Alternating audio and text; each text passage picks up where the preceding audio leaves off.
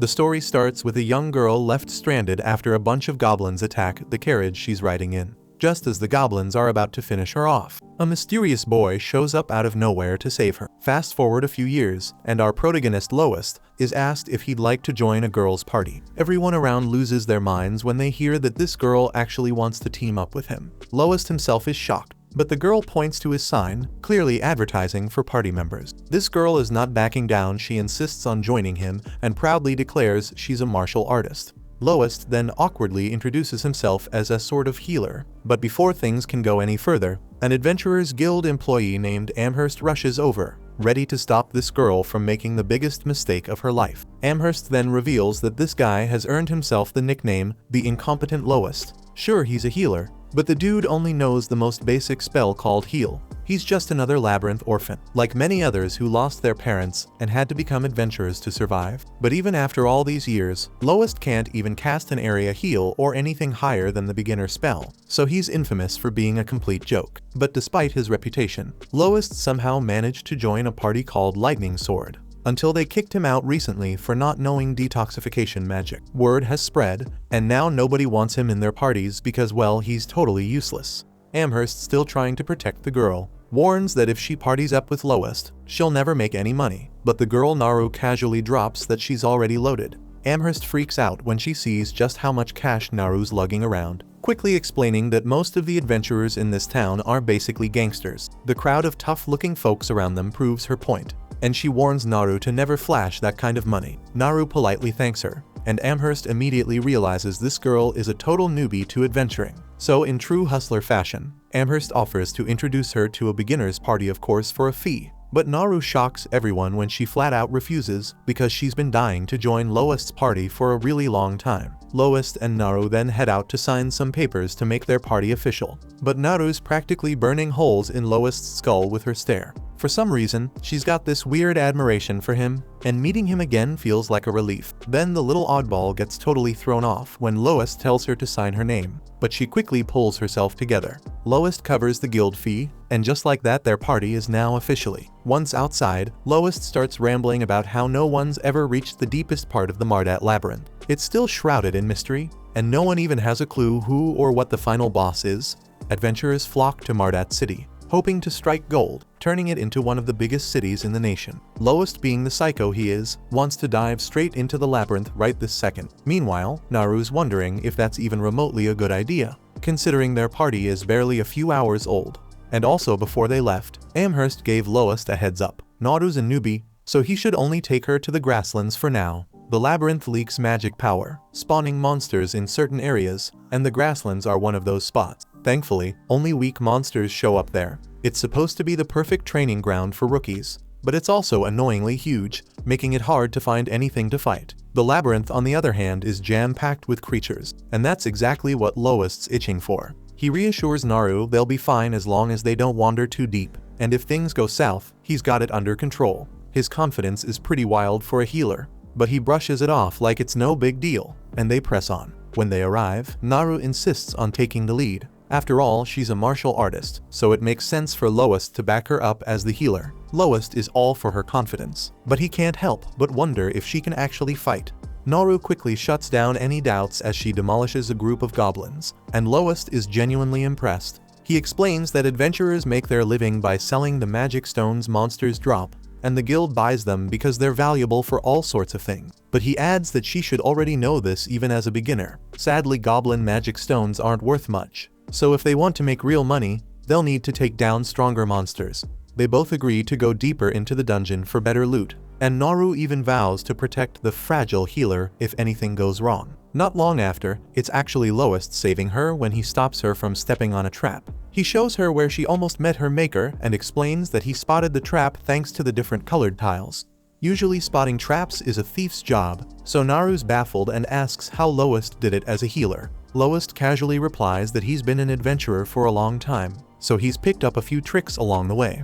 As they venture deeper, they come across a half-orc, which shouldn't be on this level of the dungeon. Half-orcs are mid-level demons, and their tough hulking bodies make them a real challenge to defeat. their strength is on par with monsters from the lower levels. So seeing one up here is definitely not normal. Naru's instincts tell her to turn tail and run, but Lowest is convinced they can take it down if they work together. He doesn't want to push her into it, but to his surprise, she agrees because she trusts his judgment. Naru then kicks off the fight, but she's shocked when her first attack feels like she's kicking a brick wall. The beast may be slow, but Naru still takes a hit, and things quickly go downhill. She finds herself cornered, the fight turning against her. But strangely, the half-orc doesn't finish her off. Just then, Naru's eyes widen in disbelief as Lowest comes out of nowhere, driving his sword right into the orc's chest, saving her at the last second. Lowest is relieved that Naru's okay, but she can't help but wonder if this guy is really just a healer. Lowest as usual brushes it off, explaining that his years as an adventurer taught him a few close combat tricks. Naru, still skeptical, points out that his attack didn't exactly look like a simple trick, but Lowest distracts her by noting that she's injured. Naru tries to shrug it off, claiming it's no big deal. But Lowest's healer instincts kick in. He knows even the smallest wounds need proper attention. Naru insists she's fine, but Lowest heals her anyway, not taking no for an answer. The magic stone left behind by the orc is much larger than the goblin's stones and packed with way more magic power, meaning it'll fetch a nice price. Lowest, satisfied with what he's seen from Naru's fighting skills, suggests they've earned enough money and can call it a day. But ever the fighter, Naru insists she can still go on. So the two continue, ready for more hunting. Later, Amherst is floored when she sees how many monsters Lowest and Naru took down in just one day. So she quickly realizes Lowest must have dragged the newbie into the labyrinth. And to make matters worse, the fact that they brought back an orc stone means he took her to the middle level. But Lowest corrects her, saying they only went to the upper level. The orcs shouldn't have been there. But this lines up with what other adventurers have been saying. The higher-ups have been scrambling lately, so Amherst starts thinking something big might be happening in the labyrinth. Her mood quickly shifts though, as she's more than happy to pay them for their haul. Naru's weirded out by how excited Amherst is, so Lowest explains that guild employees get a pay raise when they buy magic stones, but only from the adventurers they're in charge of. The more Lowest and Naru earn, the more Amherst gets paid. Lowest, still shocked by the size of the payout, has to be reminded by Amherst to split it with Naru. Lowest would never forget, but he's stunned because even after splitting it, it's still 10 times more than he's ever made before. That realization hits him hard, and Lowest sinks into a deep depression. Amherst steps in to explain to Naru that Lowest had been completely swindled, while in the Lightning Sword party they never gave him his fair share of the rewards. Naru's absolutely furious when she hears this, and she demands that the guild do something about it. But the decision is up to Lowest, and he chooses to let it go. He's happy with his new party and just wants to forget the past. As they leave, a mysterious man watches them from the shadows. Later, the greedy Amherst is counting her hard-earned cash, but she's startled when the man appears.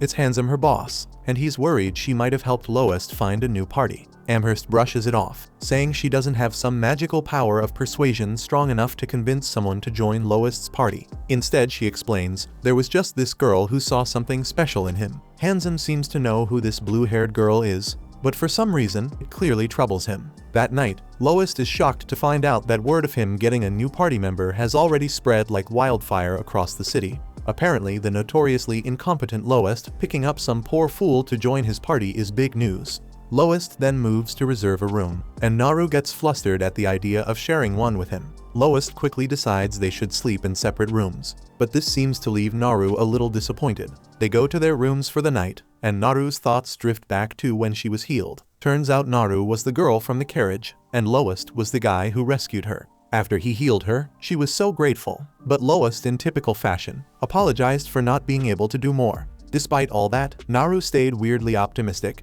Even though the goblins probably massacred everyone else in the carriage, she didn't seem to care and just swore she'd become an adventurer. From that day on, Naru was dead set on joining Lowest's party, promising to protect him. Since then, Naru's been training like crazy, waiting for the chance to be by Lowest's side. Then the moment she heard that Lowest got booted from his party, she rushed straight to the city. The little stalkers thrilled her plan worked perfectly. Not only did she form a party with Lowest, but they even took down an orc together. She's doing everything for him, so it crushes her when she realizes he didn't even recognize who she was. It makes sense though her appearance has changed so much since then. But that's not the only thing that's different. Lowest is way stronger than she remembers, and it doesn't seem like he even needs her protection anymore. Snapping herself out of it, Naru reminds herself of her promise to protect Lowest no matter what. She then re-energized to get ready for bed, But one thing still bugs her. How in the world do people call Lowest incompetent when he's actually insanely powerful? The story then flashes back to Lowest fighting a Hydra alongside his old party. It's clear they're struggling badly. The party's thief is injured, and Lowest uses his healing spell on her. She asks him if it can cure poisons, and he explains that it can't. But if he boosts her physical strength, she'll be able to fight off the poison on her own. The thief isn't thrilled and complains about it. But before she can finish, their arrogant leader cuts in, demanding they stop whining and get back into the fight once she's healed. The thief is fed up and snaps at the moron of a leader, telling him she's in no shape to fight. So the leader turns to Lowest and orders him to take care of her. Lowest is already frustrated and reminds the leader that he told him to bring antidotes for this exact situation. Of course, the leader had been too cheap to buy them, complaining they were too expensive. Now, in typical fashion, he blames Lowest for not being able to do more, even accusing him of being a useless healer who can only cast basic healing spell. The leader then desperately yells at their terrified magician Armia to cast a spell, so she shakingly manages to fire off a fireball, but it doesn't do shit against the Hydra. At this point, the leader is fed up, thinking his whole team is pathetic. Realizing they're completely outmatched, he chickens out and orders a retreat, running away like a coward. Armia follows him, and Lowest is left to help Saberia escape by supporting her on his shoulder. The next day, instead of reflecting on their own mistakes, the party blames Lowest for their failure and kicks him out. Lowest is completely taken aback by that shit. Then Saberia is also accusing him of being the reason they couldn't beat the Hydra. But Lowest calmly points out the real reason they stayed up partying until dawn. So neither the leader nor Saberia were at their best during the battle. The leader, now feeling attacked, asks if Lowest is blaming them. Lowest insists he's not, but they all turn to Armia for the final word. But the leader gives her intimidated looks, so she buckles under the pressure and throws Lowest under the bus by pointing the deadly finger at his sorry ass.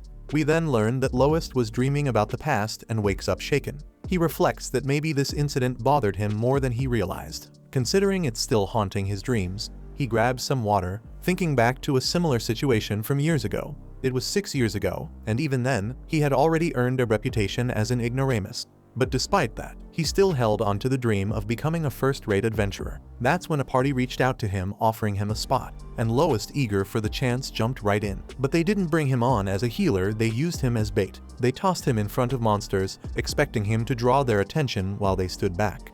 Lowest dodged their attacks, running for his life, and though he was used to being treated like this because after all, he was a labyrinth orphan, but it still got under his skin. Eventually, the monsters grew bored of him and turned on the rest of his party, killing all of them. Lowest somehow managed to escape, but the sting of never being treated as a real adventurer stuck with him. It was then, while wandering, that he came across a group of goblins attacking a carriage, and beside it, a girl was hiding from the monsters.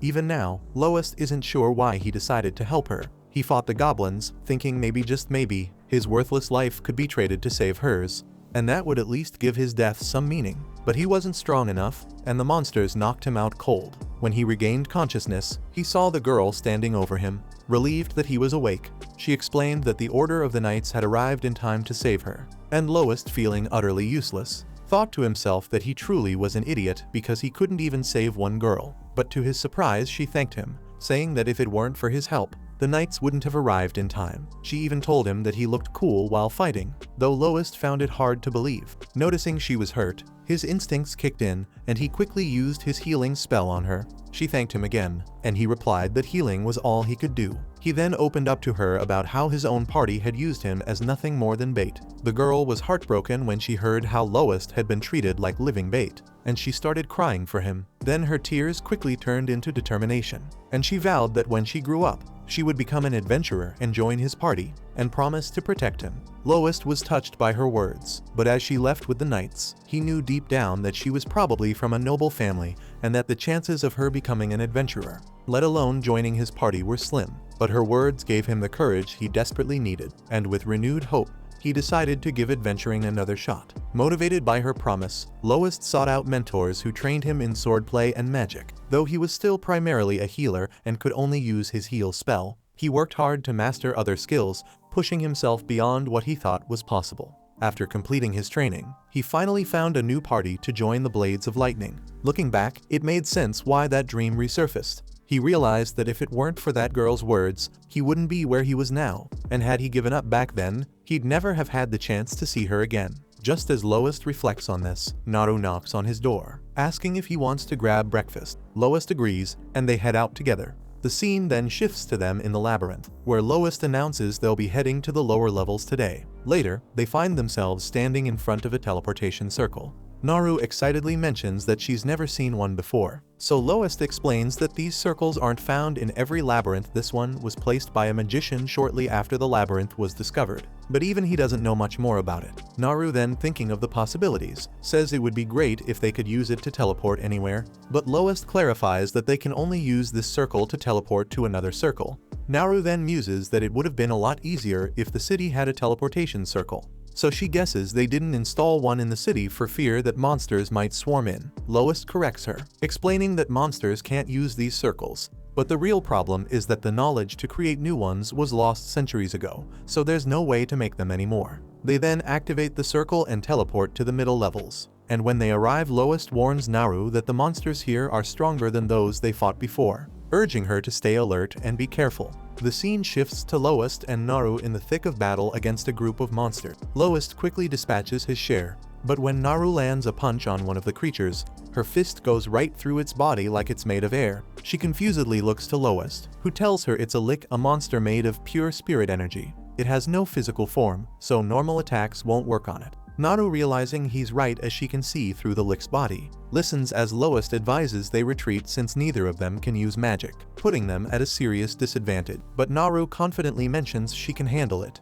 and Lowest immediately understands what she's hinting at. We then see Lowest skillfully drawing the lick's attention, giving Naru time to prepare her attack. As Lowest runs, he explains that with enough training, people can control their prana, and it's an inner spirit energy, and they use it to fight spiritual beings like the lick.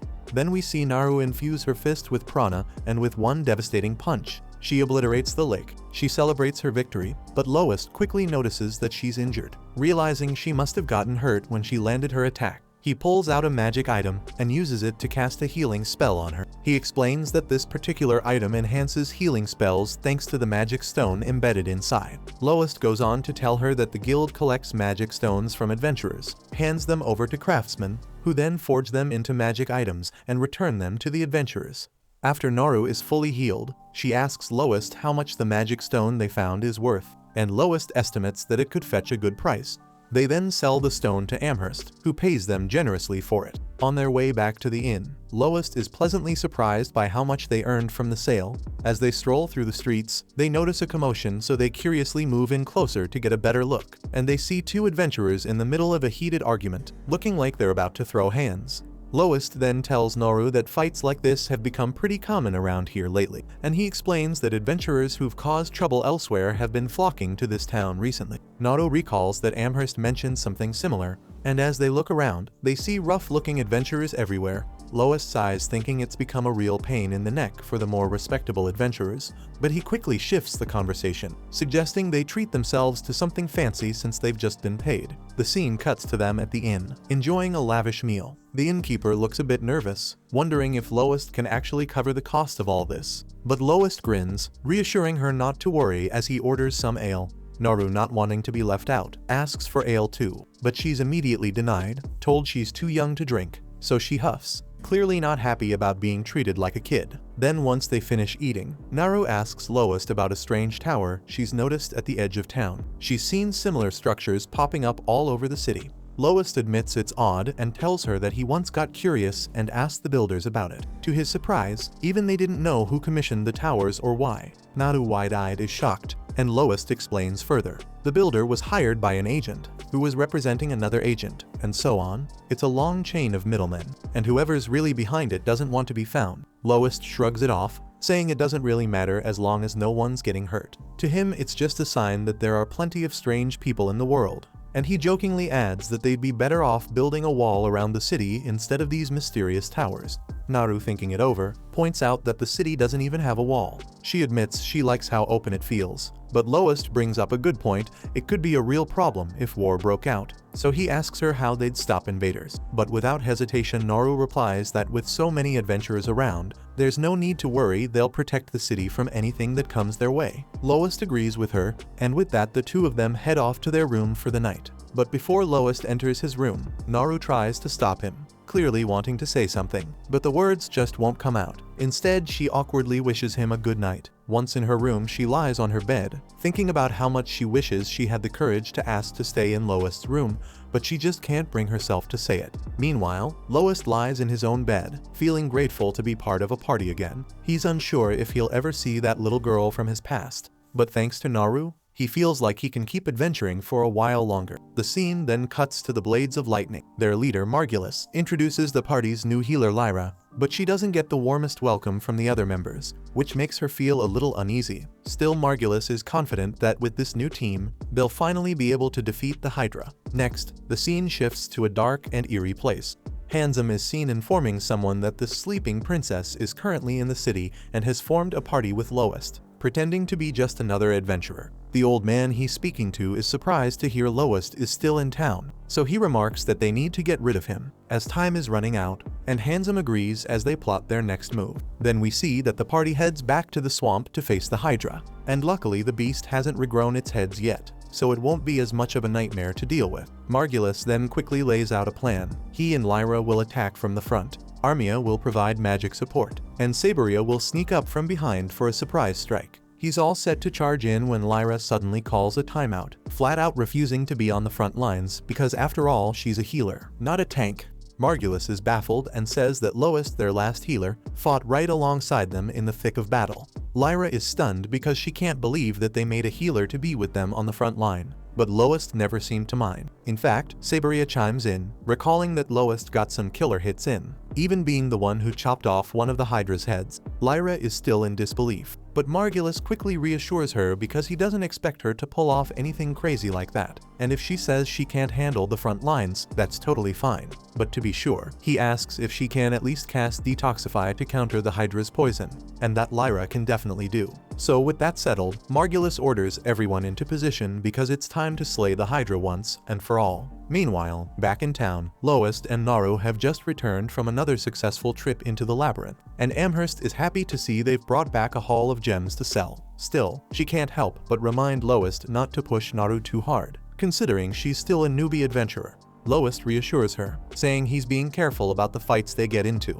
Amherst is relieved to hear it, but she points out that a two-person party has its limits, so she suggests that they think about recruiting more members to make things easier. Loest agrees that a bigger party would lighten the load, but ultimately, he decides it's not worth the hassle because he and Naru are already raking in the cash as they are. Amherst admits he's got a point, considering how much they've been making, and even they could probably rent a house instead of staying at the inn if they really wanted to. Naru had no clue you could actually rent a house in the city, so Amherst explains there's only so much gear and loot you can stash at an inn. But when you've got a private room, storage isn't an issue, though it comes with a hefty price tag. But then she adds with a smirk that the real perk is the extra privacy. Especially if you've got a male and female party, let's just say, late night activities become a lot more convenient. For some reason, Naru suddenly seems very interested in renting a private house. But when Amherst notices Loest's lack of reaction, she figures late night activities aren't on the table for them. Speaking of private houses, Loest recalls that Lightning Blade had one too, although not so glamorous for him because they made him sleep in the storage closet, which was about as comfortable as it sounds.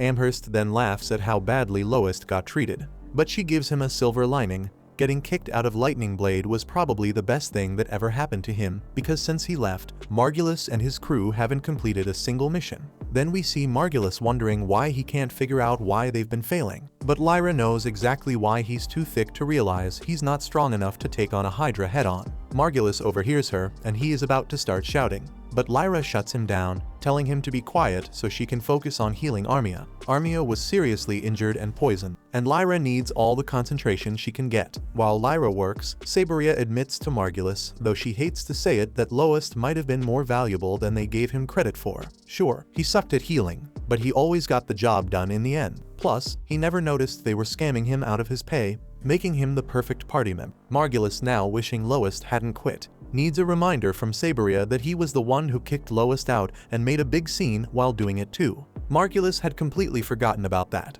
but now that he remembers, he figures getting Loest back should be easy. All they need to do is ask, and Margulis is sure Loest will come running back. After all, who would turn down the chance to rejoin the famous Blades of Lightning? Though Saberia is starting to wonder if she even wants to stay in the party at this point. By the next morning, Lyra finally finishes healing Armia. Armia then wakes up and thanks her for the help, but Lyra is just glad she could do something useful. She then checks if Armia feels well enough to eat, and when Armia says she does, Lyra heads downstairs to grab some food. However, once she gets down there and asks where the food is stored, she realizes Saberia and Margulis are nowhere to be found, leaving her completely clueless about where they might have gone. Meanwhile, Margulis and Saberia are at the guild, and of course Margulis is making a scene, and he loudly declares that he's willing to let Loest graciously return to his party. Once more the entire room freezes in disbelief, with Loest being the most shocked of all. He then asks Margulis to repeat himself, because surely no one could say something that's stupid.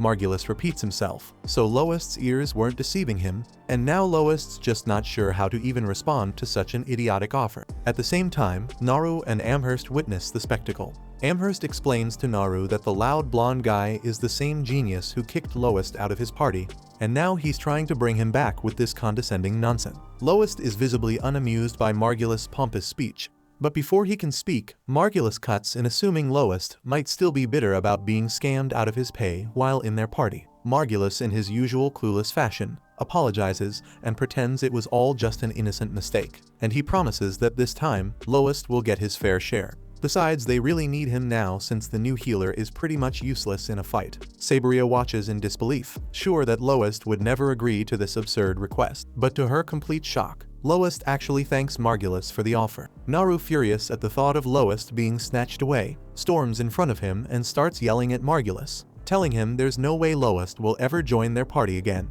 Loest gently touches her shoulder, calming her down, and reassures Naru she has nothing to worry about because he's not going anywhere. He then turns to Margulis and says that he was only being polite when he said thanks, but he has zero interest in rejoining his party ever. Margulis can't believe he just got turned down, so he starts scrambling, accusing Naru of trying to keep Loest for herself because she finally realized how valuable he is.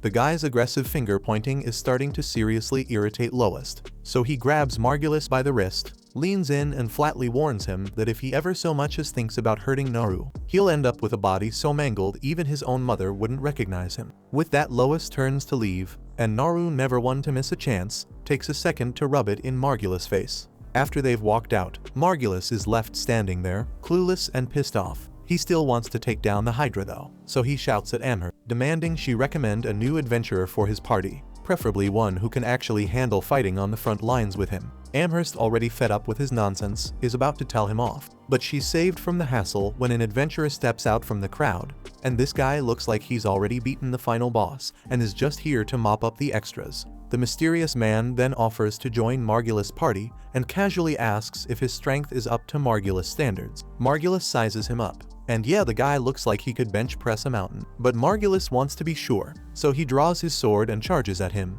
But it's a bad move because with just one swing, the man disarms Margulis in an instant, leaving him looking like a complete idiot in front of the entire guild. Trying to recover from the humiliation, Margulis reluctantly accepts him into the party. Saberia, on the other hand, isn't so sure because she's suspicious of anyone who walks around wearing a mask all the time. But Margulis doesn't care because if they don't take down the Hydra, Lightning Blade's already shaky reputation will sink faster than a stone in a pond. He then walks over to the guy and asks for his name, and the man simply says that his name is Shig. Meanwhile, back at the inn, Naru is admiring herself in the mirror when she hears someone knocking at Loest's door. She curiously steps out to check who it is and finds Sheila standing there. For a moment, her mind jumps to the worst, thinking Sheila's here to make a move on Loest. But after thinking it over for a moment, she realizes that's probably not the case. Once Loest finally opens the door, Sheila informs him that he's got guests waiting for him downstairs. Surprised but curious, Loest decides to see what's going on. When he gets downstairs, Loest and Naru are met by Armia and Lyra. Armia, looking guilty, apologizes for making such a bold request, but asks if Loest could help them out just this once. Margulis is still hell-bent on taking down that Hydra, and even hired a new warrior for the mission, but Lyra doesn't think it'll be enough. For starters, Margulis is too stubborn to buy antidote potions because, well, they cost money, and he is never going to realize how reckless he's being until someone winds up dead. Armia knows it's way too late to apologize now, but she acknowledges how strong Loest is. If he hadn't cut off the Hydra's head last time, their whole party would have been wiped out. Loest downplays his role and says he didn't do that much. But Lyra quickly points out that even with 2 of the Hydra's heads already gone, the party barely survived, and if the beast had been in perfect condition, they would have been toast. Lois, now curious, asks Armia what exactly she's asking of him. Armia stands up and says she wants Lois to fight with them again because she's convinced they can defeat the Hydra if he's there. Basically, she's asking him to rejoin Lightning Blade. But Lois had that conversation with Margulis earlier, and his answer hasn't changed. Naru then confusedly wonders why Armia is so determined to help Margulis when the whole situation seems like a nightmare for her. Armia admits Margulis has more flaws than she can count, and that's being generous. But for better or worse, he's still her party member. Naru becomes angry after hearing this, and she reminds Armia that Lois was her party member too, but she did absolutely nothing to support him when he was being mistreated. Armia, now in tears, begins apologizing to Lois, and she explains that at the time, she was terrified because if she didn't follow Margulis' lead, she would have been kicked out of the party too. As a new adventurer, she didn't know anyone else to turn to. Now, though, she realizes how wrong she was and how wrong Margulis was for how he treated Lois, but even though she doesn't agree with Margulis' methods, she still doesn't want him to get himself killed in a battle he can't win. Lyra then tells Lois that Armia is genuinely sorry for everything and has been tormenting herself over it for a long time. And while she understands if Lois doesn't want to help, she asks that he at least accept Armia's apology. Lois then stands up, looks at Armia, and says he holds no grudge against her. He accepts her apology, but makes it clear he still has no plans to rejoin Lightning Blade. Armia is disappointed, but she respects his decision and promises not to bring it up again. Right then, Mary shows up, carrying a feast to lift Armia's spirits, noticing that she clearly hasn't been eating well. While Armia digs in, Lois turns to Lyra and asks if there's any way for her to get Armia out of Margulis' party. But Lyra frustratedly replies that if she could have done that, she wouldn't have come to him in the first place, knowing full well how Margulis treats people. Lois suggests that Lyra should leave the party, but Lyra flat out refuses, explaining that leaving Armia to fend for herself under that idiot's leadership isn't an option. The next day, Margulis finally introduces Lyra to Shig, since they're heading out to face the Hydra again. The moment Lyra sees him, though, something clicks, and she recognizes him from somewhere, so she pulls Shig aside for a word, asking why he's hiding his identity and what he's doing here. Shig, trying to act clueless, denies ever meeting her and attempts to walk away. But as he turns, Lyra catches sight of the sword on his back, a sword that once belonged to someone named Ronaldo. She immediately accuses him of stealing it, but Shig denies being a thief and claims the sword was given to him as a gift. While he clears himself of theft, his connection to Ronaldo confirms for Lyra that this is the same Shig she knew from the past. Still, she decides to keep his secret for now, figuring there must be a reason he's hiding his identity. Later that day, Lois and Naru head into the labyrinth as usual. But something nags at Lois because he can't shake the worry about Armia and the rest of Lightning Blade, and he's got no clue if they're truly prepared for the battle they're walking into. The scene then jumps to Naru battling monsters in the labyrinth, and she effortlessly takes care of them, even when one tries a cheap shot from behind. Lois praises her for the job well done, but Naru shrugs it off, saying she can keep going. Just then, her stomach growls loudly, and Lois, with a grin, teases her that while she might not be tired, her stomach clearly has had enough, so she embarrassedly snaps at him, and he laughs, suggesting they stop for lunch, and Naru agrees. Next, we see them enjoying their packed lunch, and Lois is taken aback by the impressive spread and asks what's the special occasion. Naru explains that the innkeeper Mary loaded her up with all this food as she was leaving, insisting Naru take responsibility for finishing it since their little companion couldn't. They dig in, and as they eat, Lois starts explaining the dangers of a Hydra, a beast that's venomous and covered in tough scales, which make it almost invincible. Basic physical or magical attacks don't faze it, and Naru is startled to learn how dangerous it is. She expresses concern for Armia, but Lois reassures her that Hydras are common enough in high-level areas, and there are tried and true methods for dealing with them. He adds that while Hydra venom is deadly, a specialized antidote has been developed to counter it. Naru then remembers Lyra telling her they didn't buy the antidote, and Lois admits it's pretty pricey, which is why they're relying on Lyra's detox magic. Naru still worries about their friends, but Lois calmly tells her not to after all. Lightning Sword is a capable party, even if Margulis acts like an idiot half the time. He's a skilled swordsman when he gets serious, as long as he doesn't underestimate his enemy. He also mentions that Saberia's speed is top-notch. She could sneak behind the Hydra, even with its wide field of vision. Naru frowns, not liking how highly Lois speaks of them, but he insists he's just stating facts, but still she can't shake her concern for them. Later, they get back to their adventure, and Naru admits to Lowest that she's getting tired of the same old labyrinth grind, so she suggests they hit the wetlands instead. And though Lowest is a bit taken aback by the change, he agrees. Cut to Margulis and his crew battling the Hydra.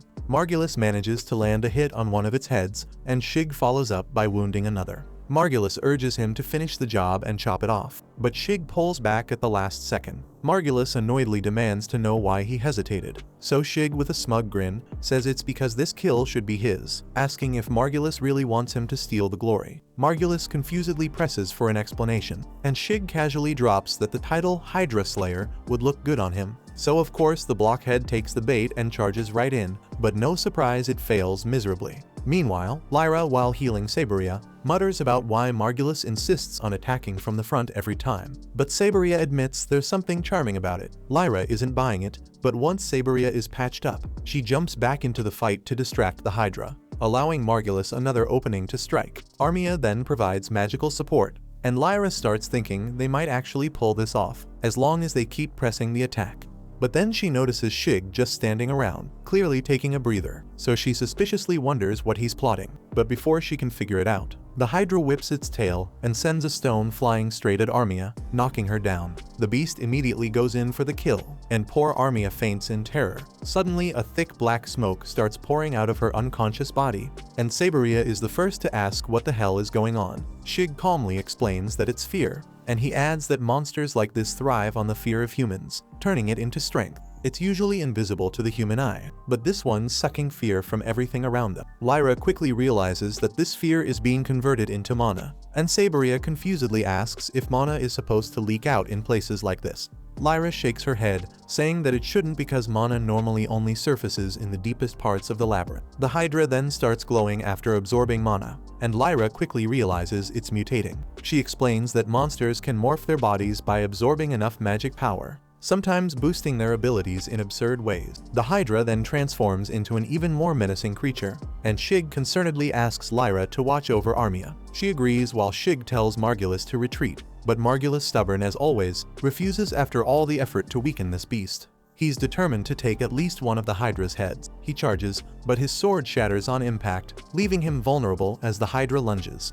But just as the Hydra is about to strike, Lowest swoops in and saves him at the last second. Lowest, Shig, and Naru then attack together, managing to wound the creature, but it's barely scratched. Shig then tells Lowest to check on Armia and leave the Hydra to him, and Lowest obliges, rushing to Lyra and asking how Armia is doing. Turns out, she's not in great shape, and Lyra explains her healing magic isn't working on Armia since she's a wizard. She has natural resistance to magic. Lowest then casts heal after heal on Armia, layering the spells, so Lyra looks on baffled, wondering what the heck he's doing. Saberia calmly points out that this is just how Lowest heals, and it's always worked for them. Lyra is floored by the idea, pointing out that it shouldn't work like that. She compares it to drinking a ton of potions to cure a cold, but it doesn't happen instantly, so why should this? Margulis, ever the genius, chimes in with the brilliant observation that he's never had a cold, proving that yes, idiots don't catch colds. Meanwhile, Lyra is still floored by the healing method when finally Armia wakes up. She recognizes Lowest, thanks him, and promptly falls back asleep. The Hydra, now eyeing Lowest like a predator, seems ready for round 2. Shig picks up on this, and Lowest wonders if the creature actually remembers him. Naru then steps up, offering to join the fight. Lowest, knowing there's no talking her out of it, accepts her help but warns her to back off if things get dicey. Shig, on the other hand, orders Lyra, Margulis, and Saberia to stay the hell away from the Hydra, and for once they agree. Afterwards, Naru and Lowest charge at the monster, and Shig, in a badass move, manages to slice off one of its heads. Margulis then asks why Shig's sword didn't shatter like his sword did, so Lyra explains it's because Shig's wielding a magic sword. Margulis has heard of these legendary weapons, but can't wrap his head around the fact that Shig of all people has one, making him question who Shig really is. Naru then goes in for another attack on the Hydra, but she messes up and loses her footing. The Hydra takes full advantage, tossing her into the air like a ragdoll, and she crashes to the ground, knocked out cold. Lowest, then realizing the Hydra wants a one-on-one fight, figures it took Naru as some kind of twisted hostage. Saberia then wonders how a monster could possibly be this clever, and Lyra chimes in, explaining that mutated monsters can develop higher intelligence. Lowest then tells the others to stay back while he faces the Hydra alone, but moments later we see that he's lying in the dirt defeated. Lyra yells at him to get up, and he tries to reach for his weapon but collapses again. Just when it looks like it's over, something inside Loest snaps, like what happened with Luffy's Gear 5 transformation, and out of nowhere he gets back up with his body glowing with this eerie blue energy. The others are speechless, completely baffled by what they're witnessing. To everyone's shock, a horn suddenly sprouts from Loest's head, and without warning, he tears through the Hydra, slicing it up like tuna before passing out. The scene then shifts to Loest waking up. Hearing Naru calling his name, he's relieved to see she's okay, and she tells him that Lyra had brought an antidote beforehand, so she's fine now. But of course Lyra pipes up, saying the antidote wasn't cheap and that she'll definitely be charging them for it later. Loest then notices that Armia is still knocked out, but is relieved to find there's no danger to her life. Then Lyra, ever the curious, asks him about that strange form he took earlier, but Loest has no idea what she's talking about. But before they can get too far into it, Margulis butts in, telling Loest he's crazy strong and that with him on their side, even the toughest monsters wouldn't stand a chance. He even throws in that they might be able to take down the master of Mardat Labyrinth. Loest, still not buying into the hype, reminds Margulis he turned down his party offer, but Margulis as usual brushes it off, saying Loest doesn't need to worry about payment. After slaying that Hydra, they've got a ton of magic stone, and they can split it 3 ways between him, Saberia, and Loest. He adds smugly that the 2 newcomers won't be getting squat since they didn't do shit, and since Naru's just a sidekick, Loest should come up with some excuse to keep her happy. Loest, now shifting focus, asks what they're going to do about Armia, so Saberia bluntly states she's useless now, and there's a chance she might never wake up. So Margulis, ever the scumbag, suggests they sell her off to some pervy noble. This comment makes Loest's blood boil, but before he can react, Naru steps in and knocks Margulis to the ground with a punch. Margulis, stunned and furious, reminds her that the guild forbids adventurers from fighting each other, and she could be expelled for breaking the rules. He looks to the others for backup, demanding if they saw what she did, but they all deny it, much to his shock. But Saberia on the other hand sides with him, claiming she saw it all and will testify at the guild. Then Shig, cool as ever, chimes in, and he casually mentions that he saw and heard something too, namely someone plotting to sell Armia off to a perverted noble before she woke up. And he reminds them that this is a serious crime and they have to arrest the guilty party. Margulis, now sweating, turns to Shig and demands to know who he really is.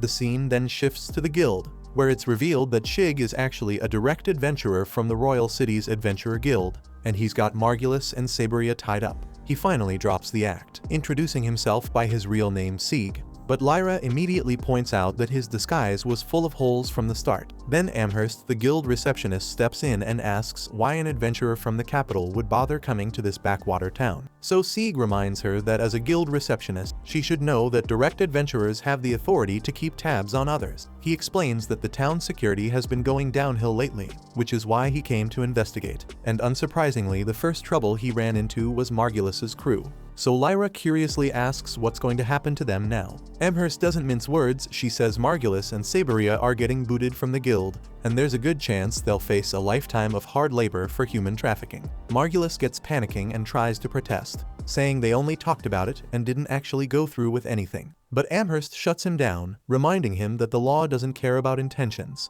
So the 2 of them, now in deep trouble, start pointing fingers at each other, blaming the mess on the other. Loest then pulls Sieg aside for a private chat, and he asks Sieg to spare Margulis and Saberia. Sieg, genuinely surprised, asks why he'd want that. So Loest explains that once upon a time, Margulis and Saberia had dreams of becoming great adventurers, but somewhere along the way, their ambitions twisted. They started craving fame and fortune, losing sight of what they originally set out to do. Loest believes they didn't start out like this and hopes Sieg will give them one more shot. Margulis and Saberia overhear this and are struck with guilt over their actions.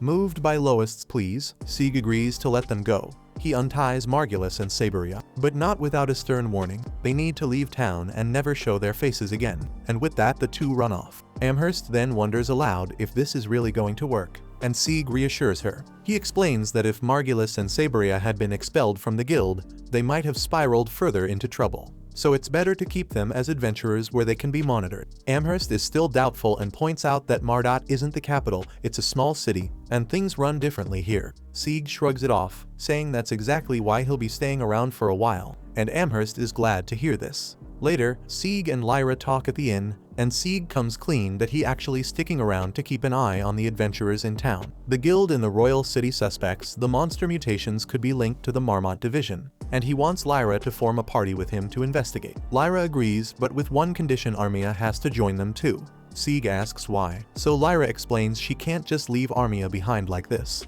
and Sieg, realizing he could use the extra help, agrees. He figures the more members, the better, especially since he's already got his hands full keeping tabs on everyone, including Lowest, who definitely can't be left unsupervised. The scene then shifts to Lyra and Sieg updating Lowest and Naru on their new party formation with Armia, and Lowest seems pleased, noting it's a well-rounded team with a healer, a saber, and a wizard. He then turns to Armia, asking how she feels about it, and she replies that she's more than okay with it since she doesn't have anywhere else to go. And she also adds that Lyra saved her life, so she's determined to repay her. Lyra laughs, explaining she'd told Armia not to worry about it, but Armia wouldn't hear of it. Sieg chimes in, saying that's exactly why he thought this team would work so well. Lowest then congratulates her on finding such solid party mates and encourages her to give it her all. Later that day, the scene shifts to Lowest and Naru walking through town. Naru asks him what's on the agenda, and Lowest suggests they stop by the guild first. Naru is surprised since they rarely head to the guild this early.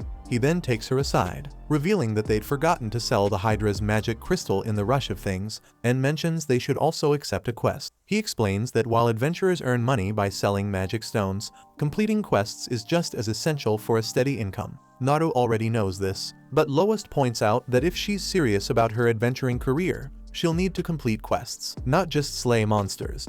Embarrassed by Lowest's concern, Naru blushes, trying to play it cool when he asks if anything's wrong. The scene then shifts to them arriving at the guild, where every eye turns in their direction. Naru senses an odd vibe and can't figure out why everyone's staring. Whispering spreads through the crowd as people talk about Lowest's recent Hydra victory. Lowest quickly realizes what's going on and pulls Naru aside to explain. He warns her to stay on guard, as news of their Hydra kill has traveled fast, and some unsavory folks might try to get their hands on the magic stone. An adventuring party soon approaches Lowest, and the leader steps forward, asking if he knows who they are. Lowest instantly recognizes the leader as Marnell. Marnell then asks if they can talk privately, but Lowest hesitates, glancing at the whole gang surrounding him, so Marnell waves them off, telling them to give him and Lowest some space. They step back reluctantly, clearly disappointed they won't get to hear the full story of how Lowest took down a Hydra. And Marnell remarks that anyone would be curious hearing that the incompetent Lowest managed to kill a Hydra. Realizing they're not here to steal his magic stones, Lowest listens as Marnell begins with a surprising apology. Lowest, caught off guard, asks what he's apologizing for. So Marnell explains that all the adventurers in town knew about Margulis's mistreatment of him, but never lifted a finger to help. He admits he told himself it wasn't his business and that Lowest should handle things on his own, and the worst of it is many adventurers, including himself, mocked Lowest for his supposed incompetence. He acknowledges that he hurt Lowest deeply and knows his apology won't erase the past, but he still asks for his forgiveness. Naru furiously retorts that Marnell's right to apologize, and Marnell humbly asks what they can do to make things right. With a fierce look, she suggests he kneel before Lowest for 3 days straight as a start, but Marnell's eyes widen, protesting that it's a bit much. But Naru argues 3 days wouldn't even scratch the surface of the years of humiliation Lowest endured.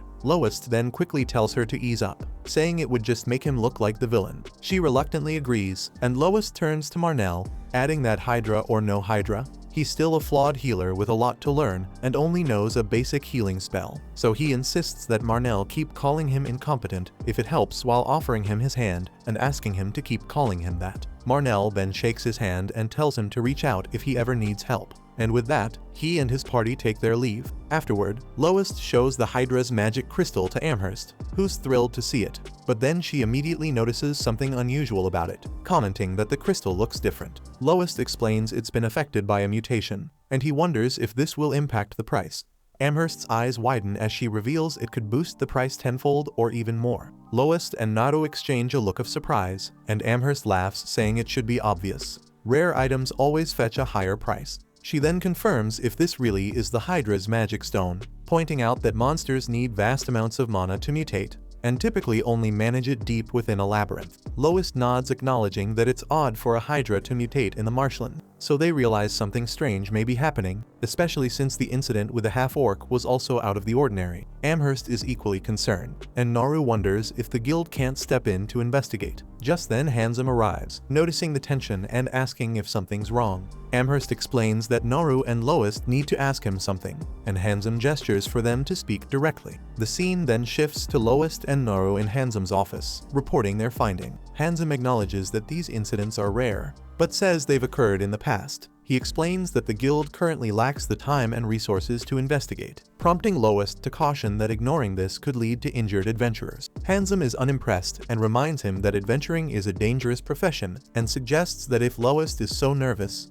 he's welcome to skip town and go somewhere else. Later, we see Lois and Naru back with Amherst, and Naru fumes over Handsome's dismissal. Amherst sighs, telling them that's just how Handsome is.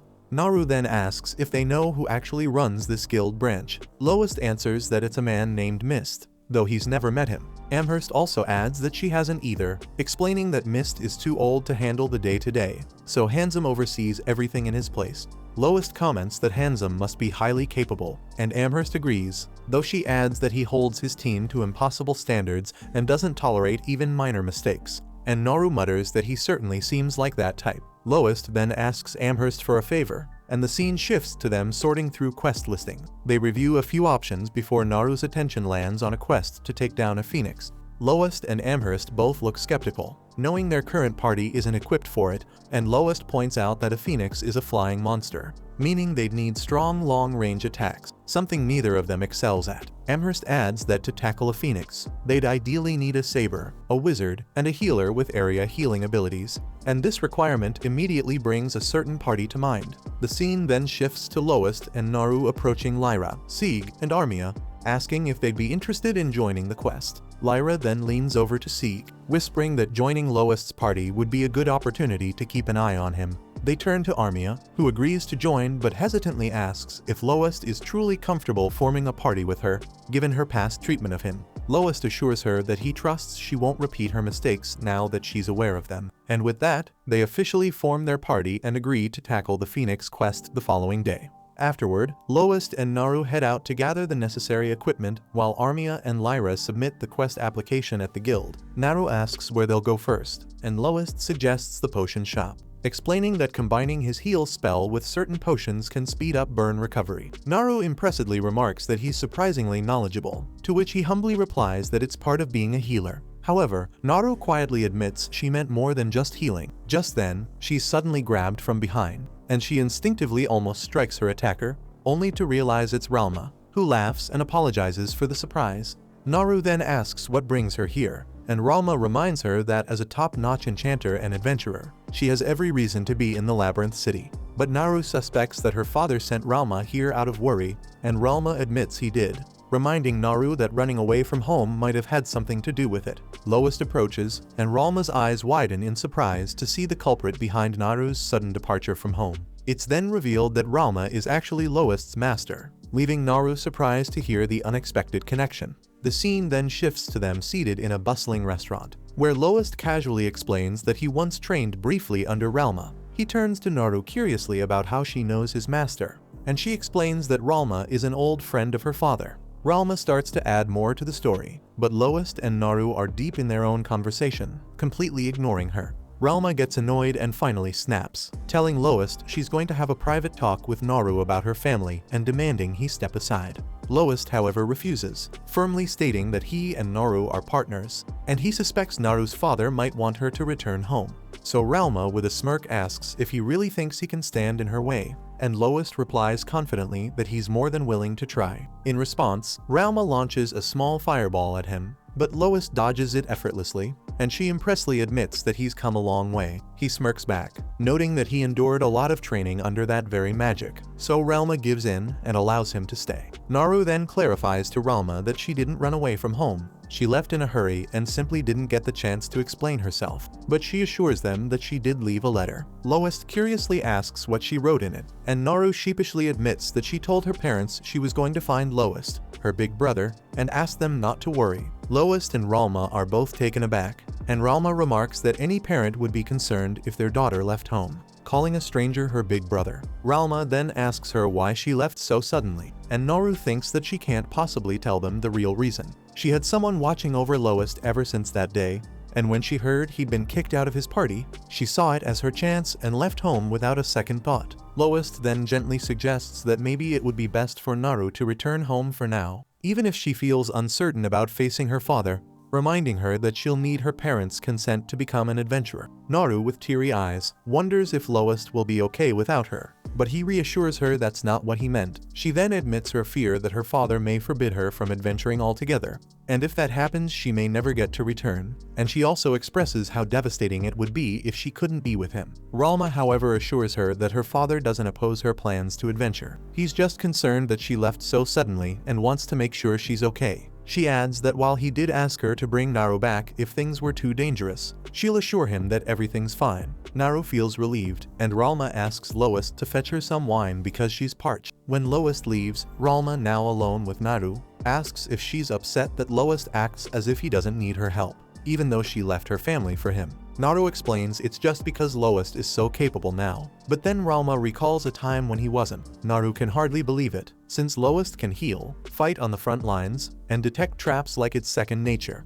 Ralma reveals that he only learned all that because of her help and someone else's guidance. Naru then reflects that what she admires most about Lowest is how he always puts others first. She points out that he even went to negotiate a quest for her, hoping she'd join a real team and gain experience so she could make a living, even if he wasn't there to support her. Naru then tearfully admits that while she came to town to help him, it's he who has ended up supporting her, and she feels she's just become a burden to him. Ralma reassures her that Lowest has changed a lot since they last met, all because of Naru, and encourages her to spend more time with him. Later, Lowest and Naru leave the restaurant, and Ralma stays behind with her drink. She finishes it, then decides it's time to get down to business, and the scene shifts to her standing before a grand mansion, wondering what Mist is up to. The following day, Lowest and his party prepare for their quest. Sheila hands him a packed lunch, wishing them well, and they set off on their mission. The scene then shifts to Lowest and the others teleporting to the middle levels of the labyrinth. Naru, fired up and ready to face the Phoenix, waits for its dramatic entrance, but the bird doesn't even bother to show up, so she annoyedly assumed it would charge at them the moment they stepped in. Lowest then casually informs her that the Phoenix can't squeeze into such a small space, so Naru asks if it's huge, and Lowest explains that while their sizes vary, none of them can navigate the tight passage leading here. Sieg chimes in, dropping the obvious. Flying monsters hate confined spaces, and if they had a choice they'd be chilling somewhere with a high ceiling, not skulking in cramped tunnels. Eventually, they stumble into an expansive chamber, and Lyra immediately declares this must be the Phoenix's lair. She points out that this path is freshly discovered, unexplored, and according to the gossip mill, likely hiding treasures. Of course, the Phoenix is blocking the way forward, which is why adventurers posted a quest to take it down. Lowest, sharp-eyed as ever, spots heat marks scorched onto nearby pillars and confidently states the Phoenix must be lurking around. To bait it out, he tosses a stone forward, banking on the creature's territorial nature. Sure enough, the Phoenix bursts from a glowing portal above, and it soars through the massive chamber. The scene then shifts to the Adventurers Guild, where Ralma makes her entrance. Spotting her, Amherst quickly approaches, laying on the charm and giving her a warm welcome to the guild. Picking up on the atmosphere, Ralma remarks that this guild feels quite welcoming to adventurers. Amherst eagerly agrees, stating that the guild owes its very existence to adventurers. However, behind her words lies a calculated flattery. Amherst recognizes Ralma as a high-ranking adventurer, so despite her modest attire, the high-quality fabric and seemingly ordinary ornaments, which are actually expensive magical items, make it clear. Amherst is determined not to let someone of this caliber slip through her fingers. Eager to please, Amherst asks how she can assist Ralma, and Ralma responds that she'd like to meet the branch president. Amherst, puzzled by the unusual request, presses further, and Ralma clarifies that she wishes to meet Mist. When asked if she has a recommendation or appointment, Ralma admits she has neither. Amherst guesses she must be an acquaintance of Mist, but Ralma coolly denies this, adding that her business with him is simple: she wants to kill him. Amherst gets stunned and refuses outright, wondering if Ralma has completely lost her mind. Realizing she'll need to take a different approach, Ralma begins casting a fireball, clearly intending to use force, but before she can release it, Handsome steps in, stopping her with calm authority. Recognizing her instantly, he asks what she wants, and hearing her name, Amherst is struck by the revelation because Ralma is the fire god. Handsome then warns Amherst that if Ralma were serious, She could easily reduce the entire building to ashes, and Ralma relaxes slightly because she is satisfied to finally have someone with authority has finally shown up. Meanwhile, back in the labyrinth, the phoenix continues its relentless flight. Naru observes the situation, realizing that neither her punches nor Lowest's sword will be effective against the creature, so Lowest grumbles that it might have been wiser to bring a bow. Despite the grim situation, Naru reassures herself that things aren't entirely hopeless. The phoenix isn't attacking yet because of the distance, but that moment of respite ends abruptly as the phoenix hurls a massive fireball at Naru, only for Lowest to intervene and save her. He then explains that the fireball is the phoenix's most dangerous attack, leaving Naru muttering her disbelief at how unfair the fight is turning out to be.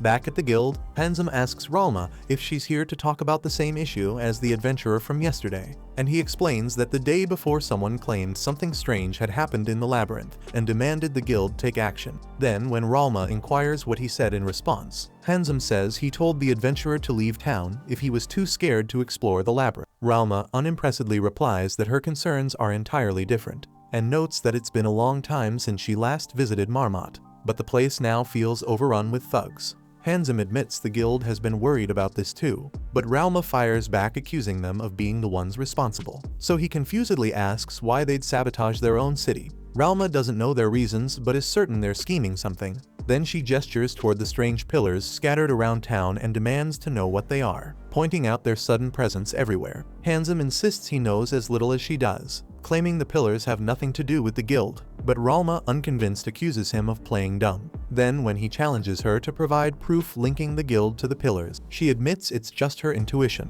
which makes him laugh at how far-fetched her claims sound. Ralma then reminds him that in a labyrinth city, the Adventurers Guild wields absolute power, with the branch president essentially acting as the city's king, yet Handsome claims to have no idea what's happening, a claim Ralma finds implausible, so he tries to deflect, reminding her he's merely a sidekick to the branch president. But Ralma still sees through the act and accuses him of feigning ignorance. In response, he tells her that if she doesn't like how things are run, she's free to leave. But Ralma undeterredly insists something sinister is brewing, because she's noticed that every time an adventurer questions the guild, they're told to leave, almost as if the guild doesn't want them staying in Marmot. Handsome asks her outright what she believes the guild is planning, so Ralma speculates darkly, suggesting that something big is about to happen, something requiring the sacrifice of numerous adventurers, especially those whose absence won't stir trouble. And she concludes, grimly noting that the situation feels eerily similar to a labyrinth rampage. The scene then cuts to the labyrinth, where the phoenix unleashes a relentless barrage of fireballs. Sieg surveys the chaos, grimly noting that if this keeps up,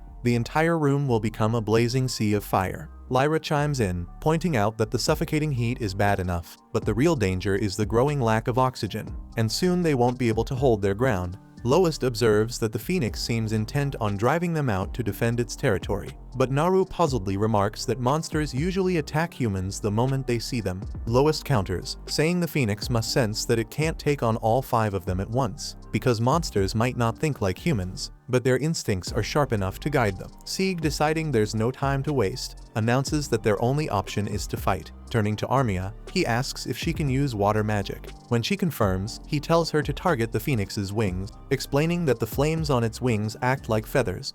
If they can extinguish those flames, they'll force the creature lower, giving him a chance to finish it off with his sword. Armia hesitates, admitting it will take time to cast such a spell, but Sieg reassures her he'll protect her. Naru chimes in with her own vow to help, bolstering Armia's resolve. So with newfound determination, Armia agrees to give it her all. As Sieg, Lowest, and Naru work to distract the phoenix, Armia begins casting her spell. Lyra then watches silently and hopes that Armia will overcome her past struggles and find the courage to trust her team. Lyra knows that if Armia can push through, she'll prove herself to be a truly capable adventurer. Finally, Armia fires a magical water arrow at the phoenix, dousing its flaming wings and forcing it down. Sieg seizes the moment, launching a powerful attack, but it's not enough, and the phoenix soars upward again. Despite the setback, Lowest remains optimistic, confident that if they keep up the pressure, victory is within reach.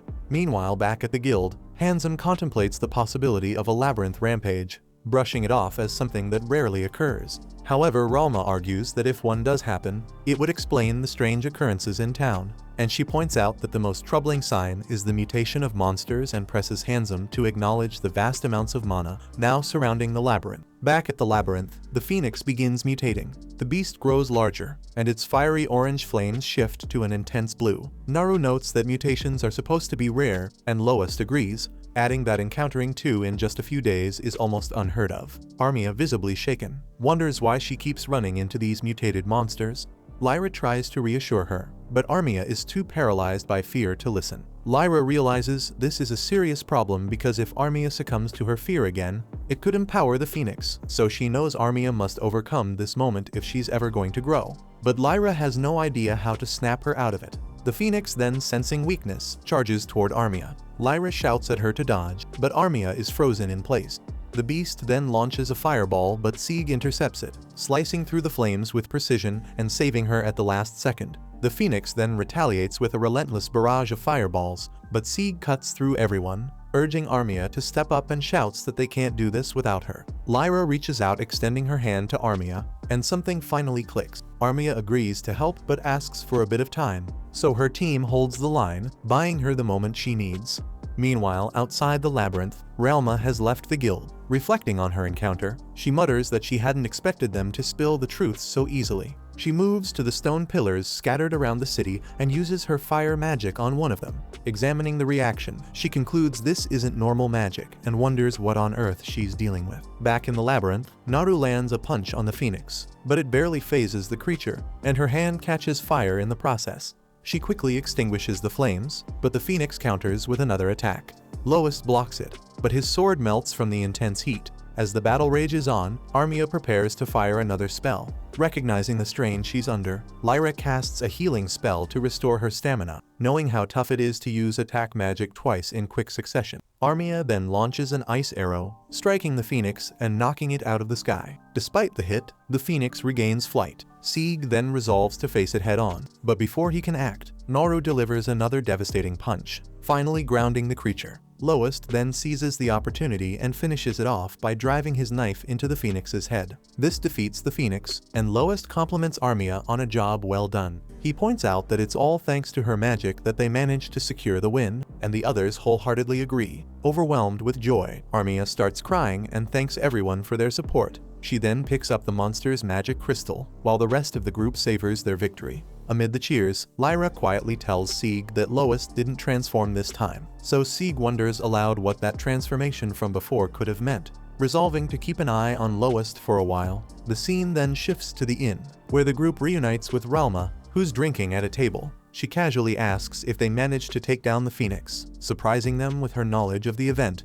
When questioned, she explains that a talkative girl spilled everything after she threw some money her way, and seeing their relaxed demeanor, Relma guesses they must have defeated the monster. She then jokes that they should use their reward money to treat her to dinner, though Lois suspects she's more interested in drinks than food, and with that they all sit down for a meal. As they eat, Naru marvels at the delicious food, confessing that she never knew such flavors existed before coming here. But Relma unimpressedly grumbles that the food is mediocre at best, with tough, ordinary meat. Sheila, who arrives to serve more drinks, overhears the comment and leaves in a huff, clearly offended. Relma then turns to Naru with a smirk, telling her to enjoy the soup while she can because she won't find anything like it back at the mansion. And this comment leaves the others puzzled. Noticing their confusion, Relma realizes Naru hasn't shared her background, so without hesitation she says that Naru is actually the daughter of the Earl of Analastoria. The group is stunned, and Rost suddenly recalls that she's the same girl he saved once before. Meanwhile, back at the guild,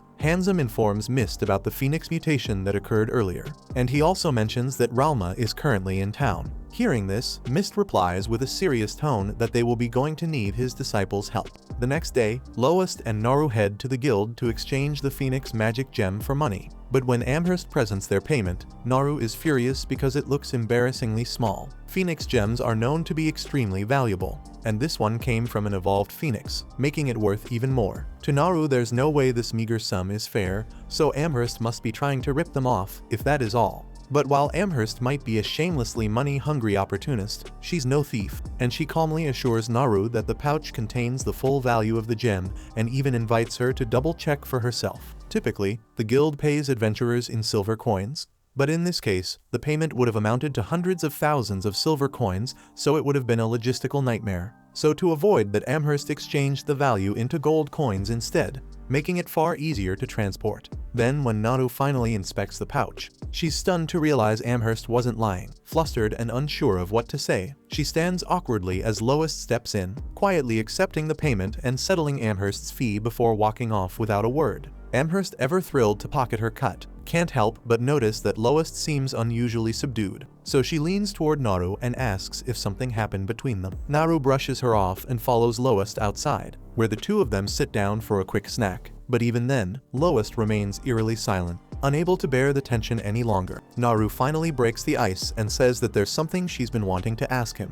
With their new fortune in hand, Naru suggests they rent a detached house together. Her sudden proposal catches Lois completely off guard, but she quickly explains her reasoning. Staying in hotels isn't just inconvenient, it's expensive. So with the money they've earned, renting a private house is not only more secure, but also far more economical. Besides, Naru has already done her homework on the housing market, and in fact, she points out that they could even afford to buy a house, not rent it, if they wanted to. Lois agrees with Naru's points, but can't help asking if there's a specific reason she's bringing this up now, like a complaint about Mary's hotel. But Naru quickly clarifies that there's nothing wrong with the hotel itself. It's comfortable, the food is excellent, and it's no wonder it's so popular. However, its popularity means it's always bustling with activity. But what she doesn't admit is the real reason behind her suggestion is she longs for a private space where she and Lois can have uninterrupted conversation, and maybe, just maybe, grow close enough for something a bit more intimate. Flustered by her own unholy thoughts, Naru's cheeks turn crimson. Lois, completely unaware of what's running through her mind, responds with his usual practical tone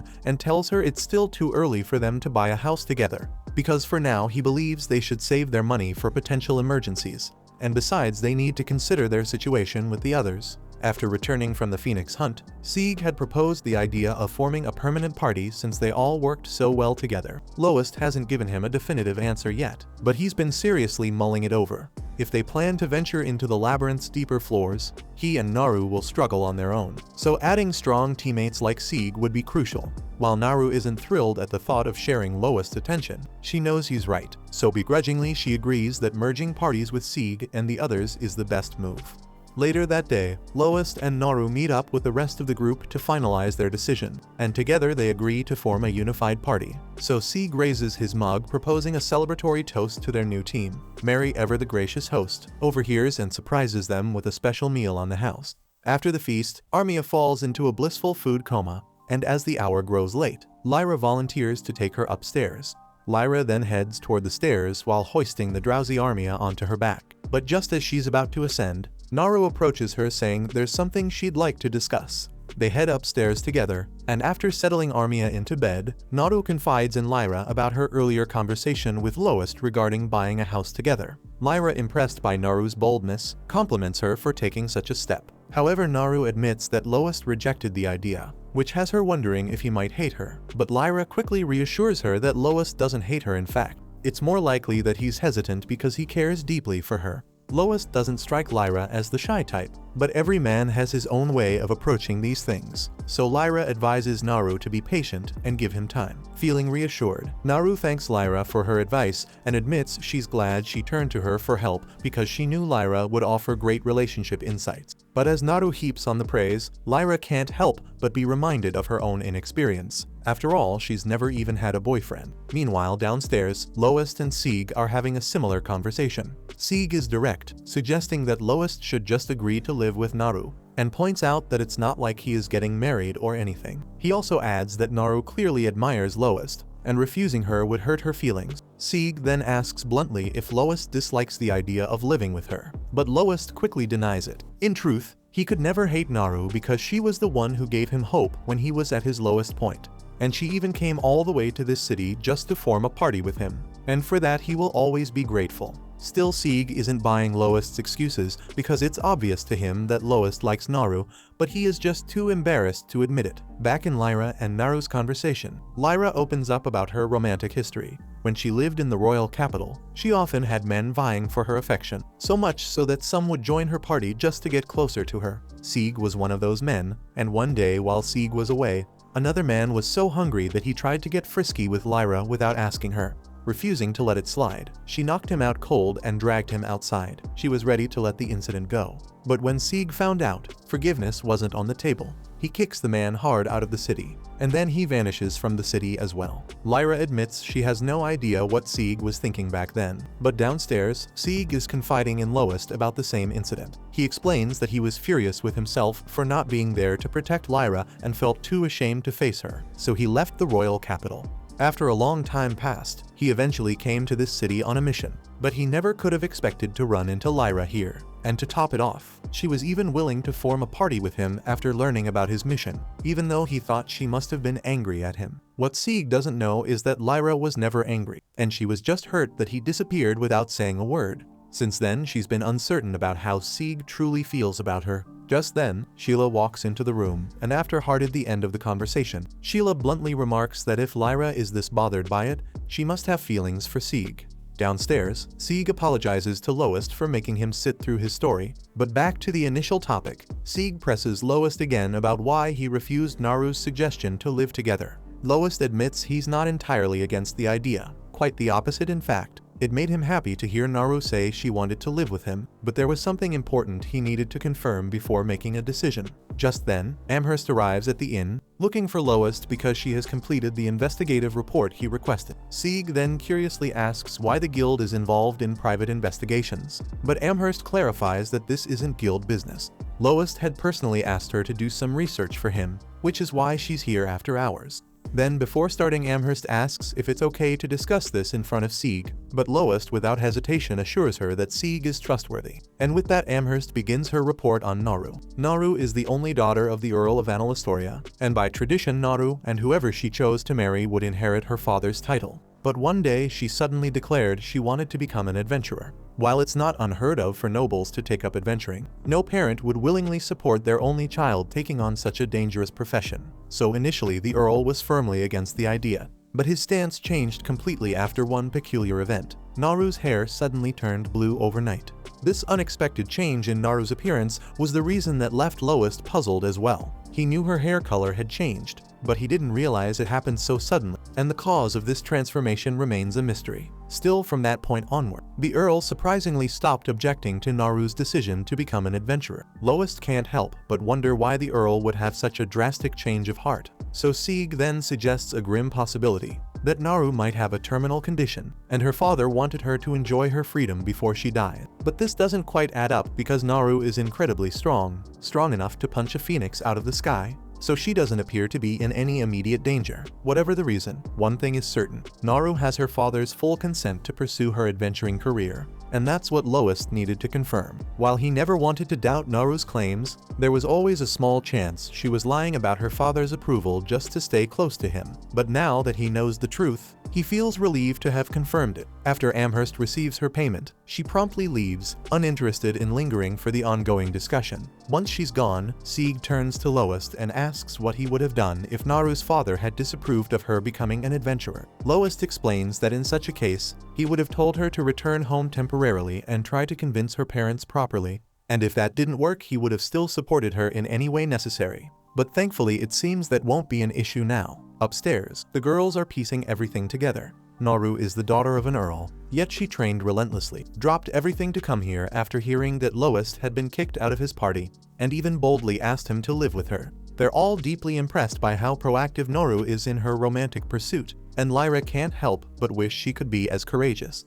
And that makes the group devise a plan to help. They bring Lyra downstairs and practically drag her into confessing her feelings to Sieg, so she nervously asks him if they can have a private chat outside. Sieg, puzzled but noticing her seriousness, agrees to step outside with her. Once they're alone, Lyra musters the courage to ask Sieg to be her partner. Initially, Sieg misunderstands, thinking she's talking about their adventuring party, but Lyra quickly clarifies that she means partners for life. Only then does it dawn on Sieg that she's confessing her romantic feelings.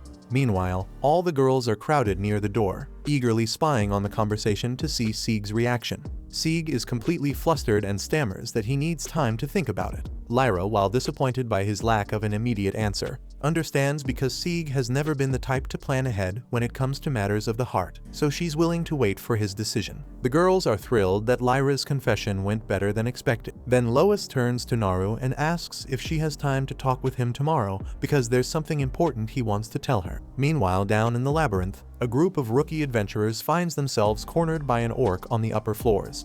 They don't stand a chance against it, so they desperately hide, hoping it moves on. Fortunately, the orc doesn't notice them and lumbers past, and just when they think they're in the clear, they make a dash for the exit. But another orc appears and cuts off their path, and to make matters worse, the first orc starts doubling back, leaving the group moments away from being trapped on both sides unless they act fast. But not to worry, because the group's leader had prepared for situations like this to ensure everyone's survival, which is precisely why they brought Keith. But as for poor Keith, well, let's just say he won't be writing a memoir about this adventure, because the group uses him as bait to lure the orcs away while they make their escape. Meanwhile, back in town, Lois and the others are enjoying breakfast together. But Naru is so lost in thought she can barely focus on her food. Sieg and Lyra start to worry about her, assuming her distraction has something to do with Lois. He'd mentioned having something important to tell her, but never specified what it was or when they'd talk. So now Naru can't stop daydreaming about what it might be. Lyra nudges Lois, suggesting he stop stalling and just talk to Naru already. But Lois hesitates because this isn't a conversation to rush. Still, if he drags it out much longer,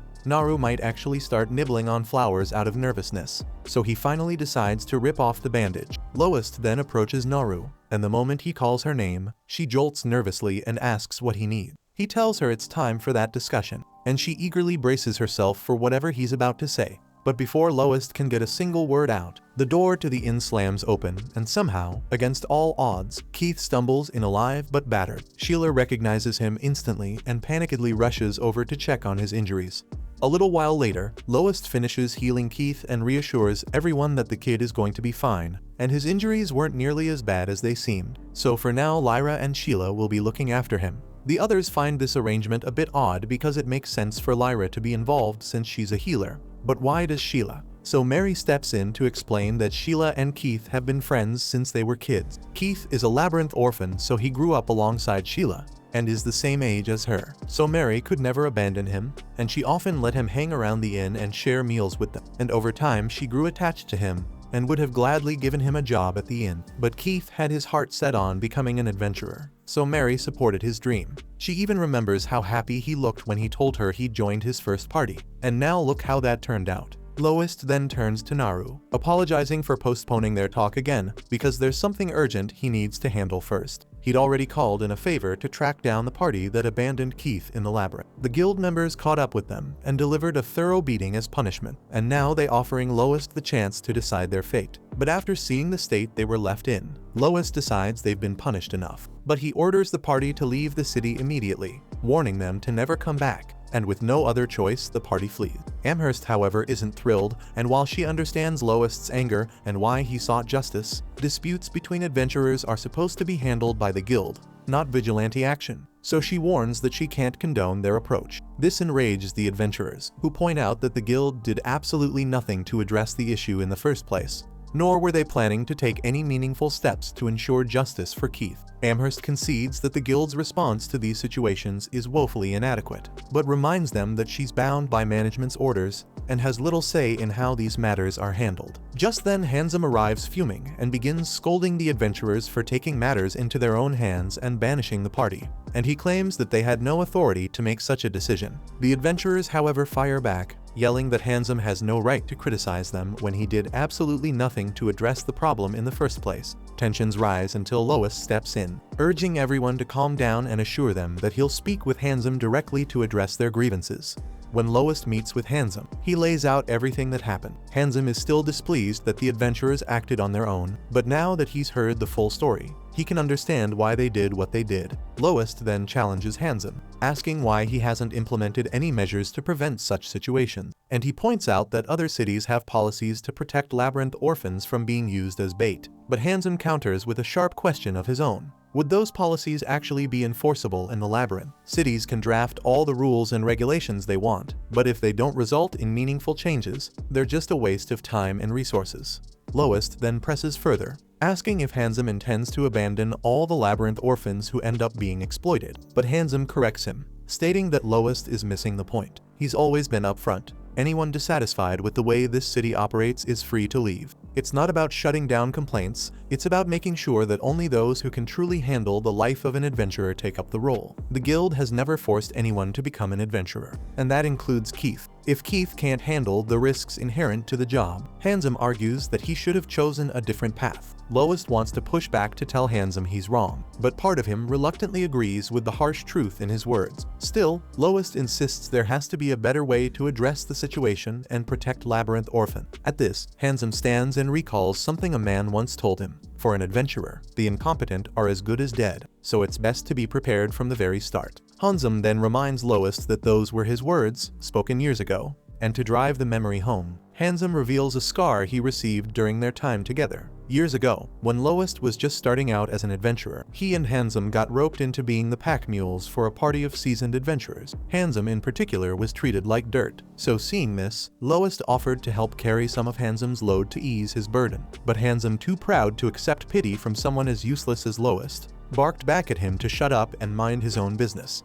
That night, while the rest of the group huddled by the fire warm and laughing, Handsome sat alone in the freezing cold, stewing in regret over taking this miserable job, even if it paid all right. Hours later, after the others had fallen asleep, Lowest woke Handsome with an urgent warning. A group of goblins was approaching. He told Handsome to alert the others while he stayed behind to keep watch. So Handsome did as he was told. When the group assembled, Lowest explained the situation. The others were skeptical and demanded to know if he was certain, but Lowest stood firm there was no mistaking it. A massive horde of goblins was closing in, and they are too many to count. When the group finally saw the goblins for themselves, panic set in. They realized there was no way to win against such overwhelming numbers, so their only hope was to flee. But the leader argued that running outright was too dangerous.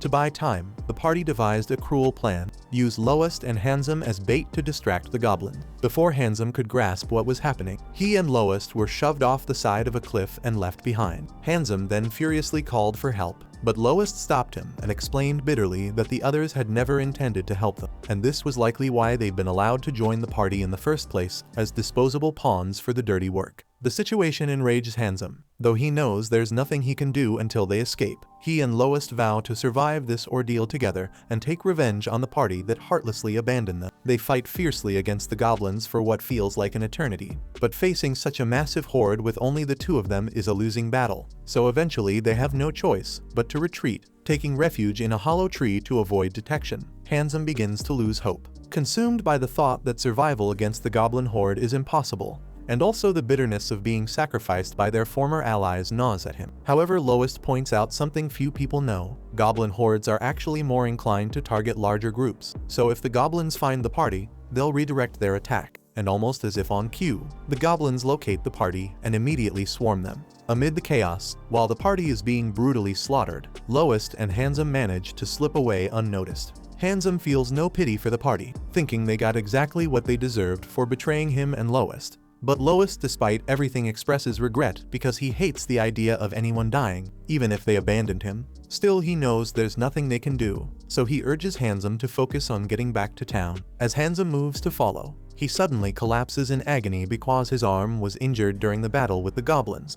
Lowest is stunned and demands to know why Handsome hit it, and Handsome admits he didn't want to be a burden, especially in such a dire situation. Lowest tries to heal him, but Handsome protests, warning that the goblins will notice them if he keeps it up. He then tells Lowest to leave him behind, blaming himself for being weak and claiming someone as useless as him doesn't deserve to live. But Lowest refuses to abandon him and fiercely shouts that Handsome is wrong, that even in a world that's cruel to those deemed incompetent, there's always hope for redemption. From that moment on, Lowest and Handsome fought side by side, breaking through the goblins' defenses with sheer determination until they finally reached the safety of the city. To Handsome, Lowest was nothing short of salvation. Yet Lowest's cold truth about the world being harsh on the incompetent still rang true. The twist of fate, however, was that the true incompetents that day were the adventurers who fled, ignorant of the goblins' behavior patterns and leaving Handsome and Lowest to fend for themselves.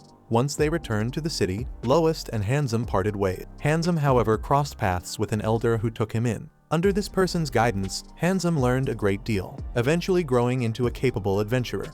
That elder turned out to be none other than Guildmaster Mist. which explains how Handsome became a guild employee and rose to serve as the guildmaster's trusted right-hand man. But Handsome wasn't telling this story to bask in nostalgia. He owed his life to Lowest for that fateful day and was determined to repay the debt. Handsome urged Lowest to take Naru and leave the city for his own safety. His words are not a threat, but an earnest warning born from genuine concern, because Handsome doesn't want Lowest to be ensnared in the dangerous events that are about to unfold. Lowest, confused by the cryptic advice, left Handsome's office and returned to the other adventurers, admitting that he failed to convince Handsome to reconsider his strict policies. At that moment, Amherst pulled Lowest aside. She revealed that many in the guild didn't agree with the way the guildmaster was running things, and that's when she presented Lowest with a personal request. Later that day, Lowest goes to Naru and discusses the request Amherst gave him. Apparently, a surge of monsters has been appearing on the roads near the city, so she concernedly asks Lowest to handle the situation before any civilians become casualty. Naru agrees but questions why the guild hasn't issued a bounty for these monsters. However, such an action would require Handsome's approval, and it's clear he's not going to sign off on that. There's also the matter of criminal adventurers causing chaos throughout the city, so Lowest offers to assist with that as well.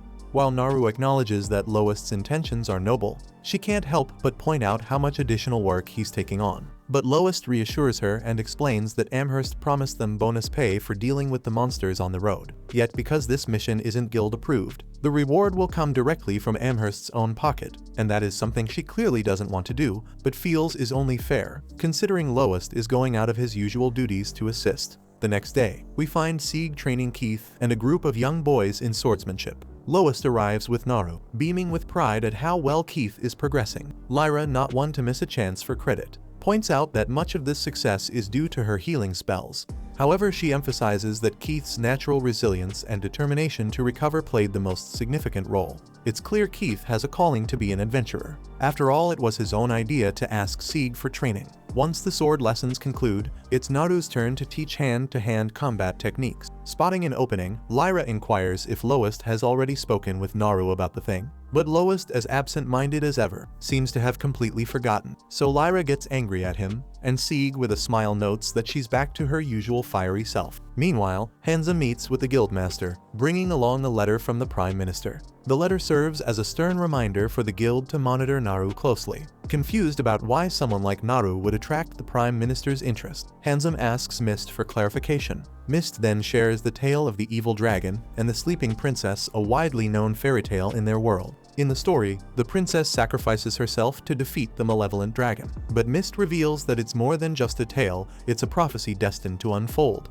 The mark of one chosen by the gods to fulfill this role is the sudden appearance of blue hair, a description that chillingly matches Naru perfectly. We then see Lowest and his party outside the town, where they come across a group of monsters. Naru observes that these creatures seem to match the description provided by Amherst, so they must be the ones that appear frequently in this area. The group then discusses how to handle the situation, and Lyra suggests setting up an ambush halfway to the town, while Armia proposes attacking from a distance using long-range magic. However, Lowest, eager to take them head-on, insists on fighting directly, explaining that he wants to take out every last one of them. Armia agrees that attacking from afar could let some monsters escape, and Sieg suggests approaching from downwind to gain an advantage. So Lowest likes Sieg's idea and decides to go with it. As they move downwind, they come across the very same carriage in which Naru was attacked years ago, a grim reminder of the town's neglect in cleaning up such wreckage. The monsters then soon notice them and launch an attack, prompting the group to fight back together. Naru reflects on how helpless she was back then, that all she could do was break down in tears, but she reminds herself that she's not the same person anymore. And also, while Lowest fights fiercely, he recalls how he could barely stand against these creatures the last time, even when giving it his all. But despite these memories, they feel happy that they kept their promise, and are now fighting side by side as a team. After an intense battle, they successfully defeat all the monsters. But before they can celebrate, an earthquake shakes the ground beneath them, its effects reaching all the way back to their town. Although the tremor causes some collateral damage, the citizens thankfully remain unharmed. Then we see Mist observing the unfolding events and remarks that it has finally begun. Meanwhile, Lowest and his party then return to Mary's Inn, relieved to find that everyone is safe. Their relief is short-lived though, as an adventurer bursts in with an urgent message, and he informs Lowest that Marnell is looking for him. Lowest confusedly wonders if something has happened to the guild,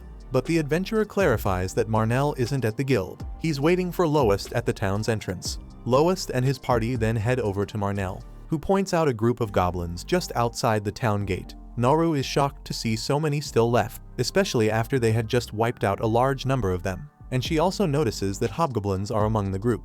Loest then quickly realizes that the goblins are preparing to attack the town, and he knows this is bad news, because the town is already in disarray from the earlier quake, so he knows this will be hell for them.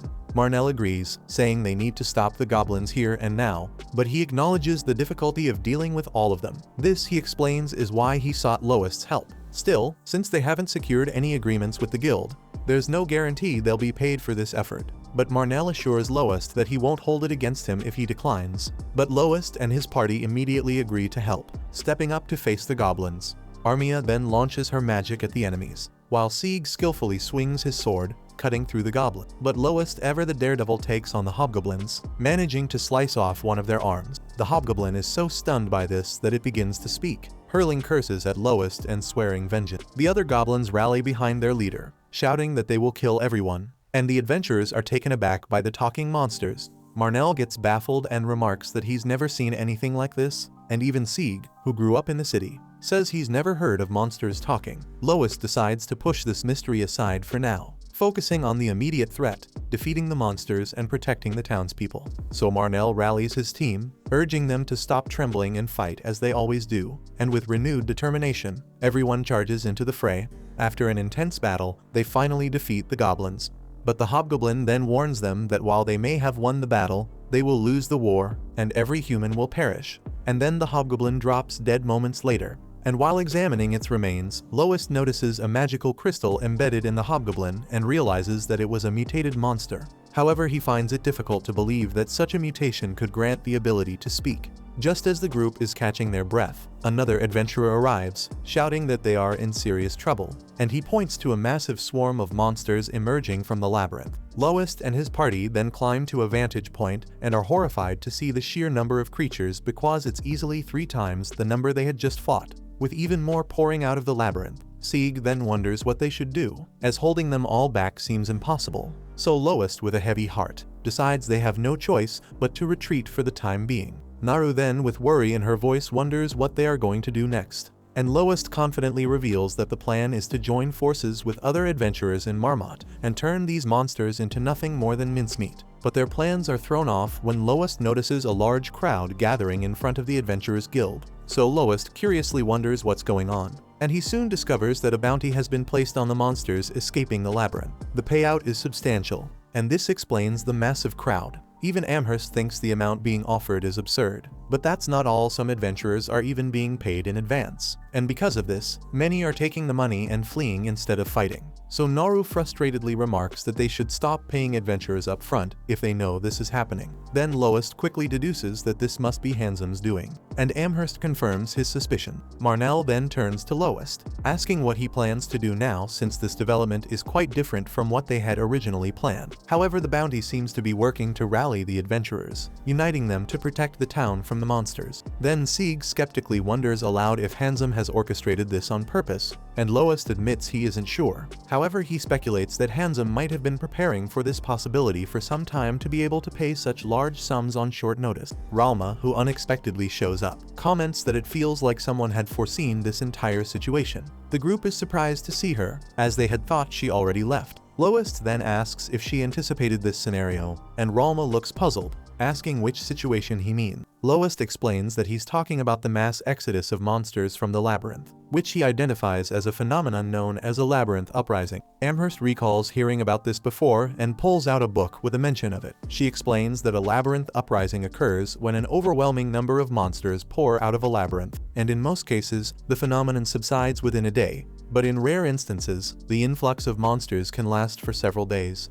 And she grimly adds that towns or villages near labyrinths are often overrun by monsters during uprisings and are ultimately destroyed. Then she explains that the cause is an excess buildup of magic power within the labyrinth, and to end the uprising all the monsters must be defeated, forcing the labyrinth to expend its magic power, creating more monsters until the energy is depleted. Amherst then recalls that adventurer guilds were originally established to manage the buildup of magic power within labyrinths and prevent events like labyrinth uprising. Lyra wonders how she could have forgotten such a critical historical fact. So Amherst explains that this knowledge is only briefly covered during training, and she also never encountered such a phenomenon in her lifetime. Ralma chimes in, pointing out that there hasn't been a labyrinth uprising in over a century. So this means the guild has been doing its job effectively, even if most of its staff were unaware of the role they were playing. But still, she argues that 100 years isn't such a long time for everyone to forget. And surely someone would have heard stories of a great-grandparent surviving a labyrinth uprising and insists that experienced adventurers should have some knowledge of it. Sieg agrees, and Marnell finds it strange that such an event is happening in their labyrinth. Lois shares the sentiment, noting that Marmot attracts the most adventurers in the region, which should result in a steady reduction of monsters in the labyrinth. Yet despite that, an overwhelming amount of magic power has built up to trigger an uprising. Ralma acknowledges that Loist's reasoning makes sense, but the fact remains that an uprising is unfolding right now, and they need a plan to address it. The scene then shifts to the adventurers in town working together to build barricades, and Naru questions whether all this preparation is truly necessary. So Loist explains that uprisings can last for days, and if that's the case here, the adventurers will be stretched thin, so the least they can do is prepare as much as possible. Their conversation is interrupted by Marnell's loud shouting nearby, and we see Keith and his group of young friends pleading with him to let them join the fight, and they're eager to help defend the town they call home. Marnell, however, firmly tells them they're too young and inexperienced to take part in a battle like this. But instead he reminds them that there are other crucial ways they can contribute. He explains that fighters need food, care for injuries, and efficient communication to stay organized. So he encourages them to take on roles as messengers, lookouts, or helpers for Mary in managing supplies. Keith and his friends agree, realizing they can still play an important role, and head off to coordinate with Mary about food and other needs. Loist then walks up to Marnell, who reflects on how the two of them were just like these kids in their youth, and adds with a nostalgic tone that he wants the children to enjoy their childhood while they still can. But their conversation is cut short as the monsters breach the town. The adventurers, driven by the promise of a hefty payout, leap into action. Using carriages, they block the monsters' escape routes and launch a coordinated attack. Loist soon notices that mid-level monsters are already inside the town, and that shit makes him sad. But Ralma observes him quietly and suspects he's blaming himself for letting this happen. So she tells him to stop indulging in self-doubt, reminding him that none of them, not even her, have ever faced a labyrinth uprising before. So instead of brooding, she urges him to give it everything he's got. Lois takes her advice and refocuses on the fight. Amid the chaos, liches suddenly appear in the sky. Lyra is stunned to see them not only active in broad daylight, but also speaking. Sieg speculates that they may have mutated, like the other monsters, all of whom seem fixated on killing the human. Ralma then hurls her signature fireball at the liches, giving the group an opening to charge the enemy line. But as the battle wears on, Ralma grows exhausted and steps back to rest. Loist, noticing her retreat, warns that there are still many monsters left, and reinforcements are nowhere in sight. But Ralma is firm in her decision. Moments later, more monsters swarm the area, prompting Naru to plead with Ralma to keep providing magical support, but she is drained and refuses. So with no other choice, Sieg and Loist take the front lines, carving through the monsters one by one. However, Sieg slips on something mid-fight, leaving him vulnerable to an approaching monster. And just as it seems all hope is lost, Ronaldo makes a dramatic entrance, cutting down the monsters near Sieg in a single decisive strike. Ronaldo greets the group warmly, relieved to see Naru and Loist alive. Lyra, watching the exchange, is surprised that he knows them. So Naru explains that Ronaldo once trained her in swordsmanship. But Ronaldo says that he only gave her a few lessons because martial arts were her true strength. Then, with a teasing smile, he adds that she was still better than our incompetent Loist. Loist, clearly used to this jab, casually replies that he also trained under Ronaldo. And that surprises Lyra, who hadn't known that Sieg and Loist were fellow apprentices under the same master. Ronaldo, however, cuts the conversation short, saying he'd love to catch up, but that dealing with the monsters is the priority for now. Ronaldo then charges into battle, tearing through monsters like they're worthless scraps, leaving Marnell to gape and ask who this guy even is. So Ralma explains he's an exceptional swordsman and shares that the two of them used to adventure together when Loist was training with them. But as they talk, Handsome suddenly appears, stepping out of some kind of portal, and tells Ralma that Mist wants to see her. Ralma is stunned and recognizes the spell as a lost art and finally understands why Mist had been impossible to track down. She agrees to go with him, confident that Ronaldo can handle things in her absence. Loest, seeing the opportunity, asks to go along, mentioning that he has questions for the guild branch manager. Handsome agrees, adding that Mist requested Naru as well, and then the four of them step into the portal. They reappear in a long hallway, and as they walk, Naru nervously asks why Handsome included her. Loest isn't sure, but he reassures her by vowing to protect her. But Ralma interjects, warning that Mist is far too powerful, even for her. So she hopes Loest won't do anything stupid. They finally reach their destination and come face to face with Mist, but without hesitation Ralma furiously attacks him with a fireball. But we see that Mist remains completely unharmed, standing with an unshaken calm. As the air settles, they see Mist is an elf, and Ralma explains he's from a race that lost the gods' favor long ago, and is likely their last surviving member. Mist, seemingly amused by Ralma's outburst, remarks that she hasn't changed a bit over the years, and then he asks if this is how she greets her master, leaving Loest stunned as he realizes that this old dude is Ralma's master. Ralma then explains that elves are naturally more adept at magic than humans, and this particular elf has honed his craft for over 600 years, mastering every kind of magic imaginable, and despite her own abilities, she admits that she doesn't even come close to his level of power. Loest is taken aback to learn that his master had a master of her own, while Ralma jokes, wondering if he ever truly thought of her as human. Meanwhile, Mist blatantly stares at Naru in a way that leaves her uncomfortable and surprised. Loest notices and asks her if something is wrong, but she waves it off, choosing not to escalate the situation. Ralma, however, addresses Mist directly, questioning his sudden appearance after leaving her in the lurch for so long, and only summoned her now after she nearly caught him sneaking around behind the scene. She sarcastically hopes he's not planning to act like her master again, but Mist doesn't appreciate her attitude, and Handsome, ever the loyal lackey, chimes in to support Mist. So she sarcastically wonders if Handsome is Mist's new apprentice, so Mist asks if she's jealous, but Ralma flatly denies it. He then claims Handsome lacks talent for magic, but Handsome insists Mist is still his master because he's learned plenty from him beyond magic. Mist then smugly holds up Handsome as an example of how a disciple should behave, but Ralma dismisses it with her trademark indifference.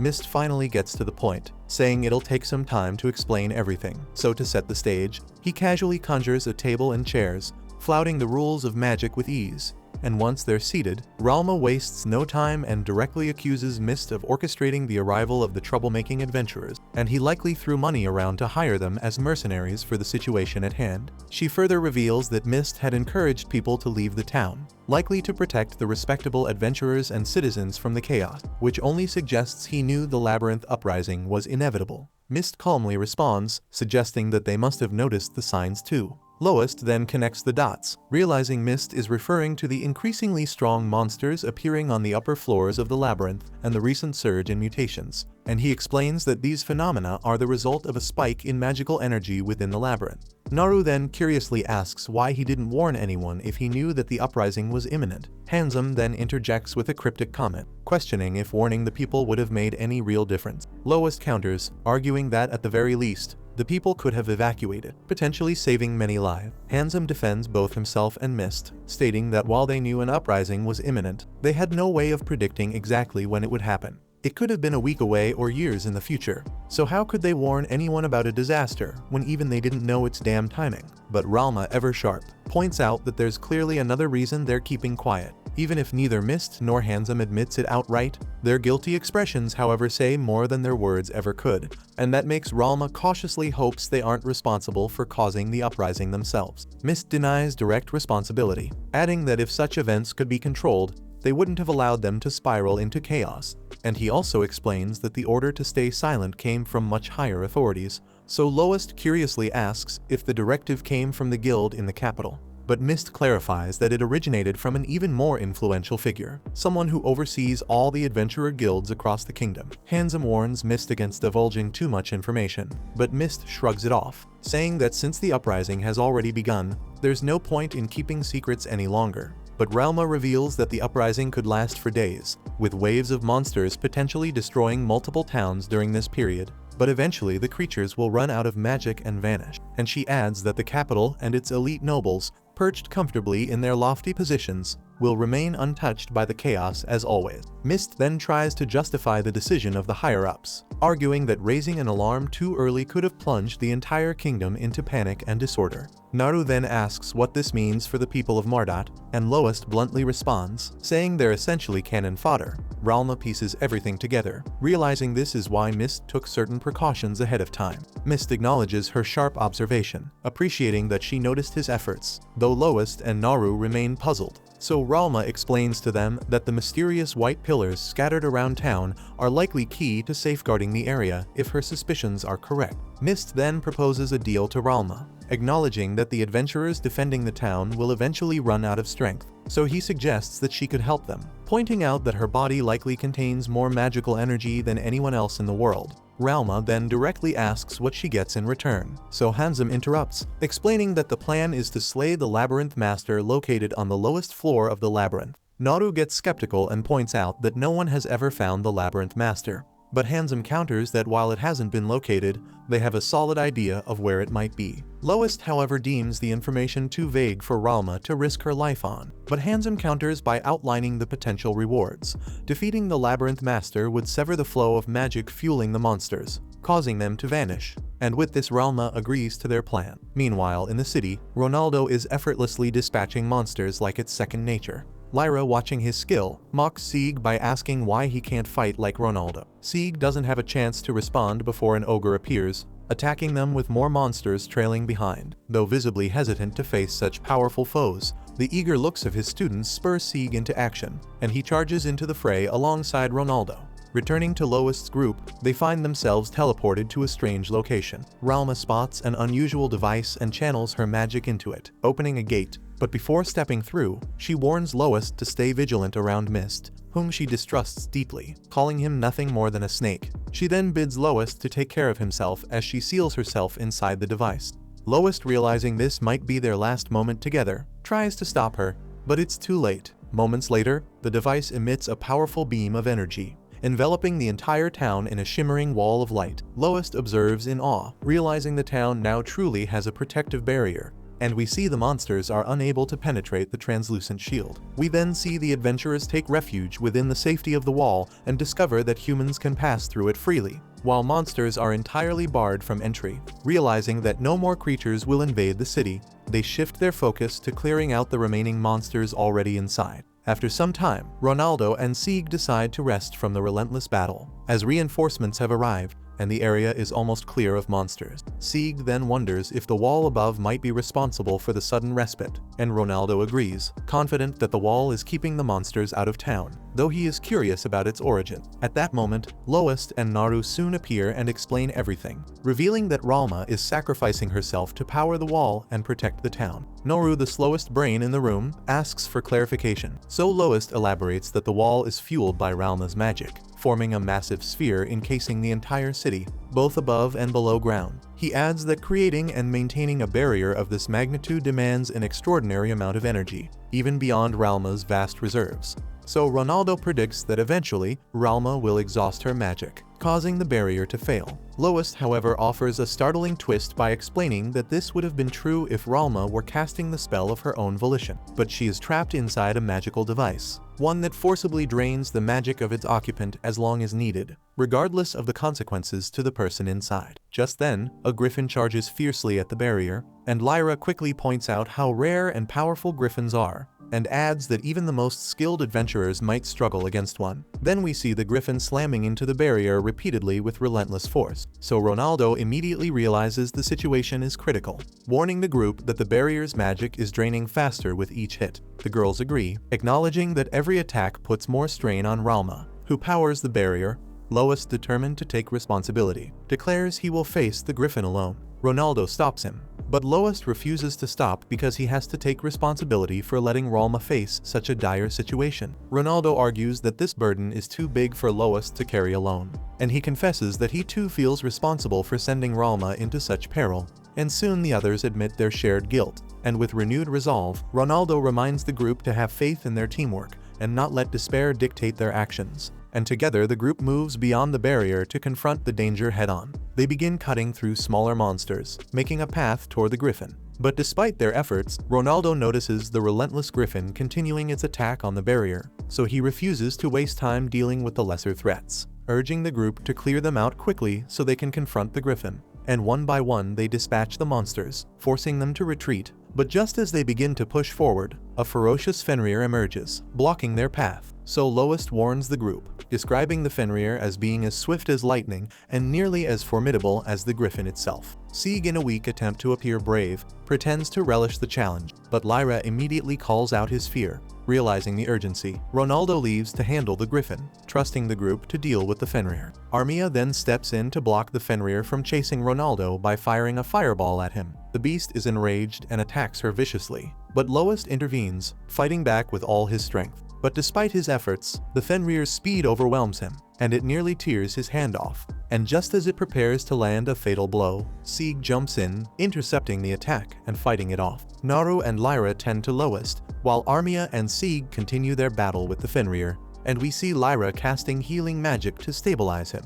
Meanwhile, Ronaldo knocks the griffin out of the sky, and the two ready for a fierce battle on the ground. Armia channels her magic to attack the Fenrir, but the beast lets out a bone-chilling howl, summoning a lick to take down Armia and distract Sieg. Naru quickly eliminates the lick, but the Fenrir pounces on Sieg, tossing him aside as it charges straight for Lyra. Naru leaps to intervene, but her heart sinks when she notices the Fenrir has already grabbed Lowest, hurling him like a ragdoll. Seeing him limp and lifeless, rage fills Naru, and she charges at the Fenrir, launching relentless attack. Armia tries to help, but her magic can't find its target with Naru so close to the beast. Though Naru manages to land a solid blow, the Fenrir shrugs it off. The monster then retaliates with lightning-fast strikes, forcing Naru into a desperate defense, but eventually it breaks through her defenses, knocking her to the ground and injuring her severely. Then, as the Fenrir moves in for the killing blow, Lowest makes a dramatic return, launching a powerful strike from above that finally takes the monster down. As Naru regains her breath, she reveals it was her plan all along. She noticed Lowest healing himself after his earlier defeat and agreed to hold the Fenrir off to buy him time. Grateful that her efforts were not in vain, she succumbs to exhaustion and faints. Naru later awakens back in the town, surrounded by her relieved party members.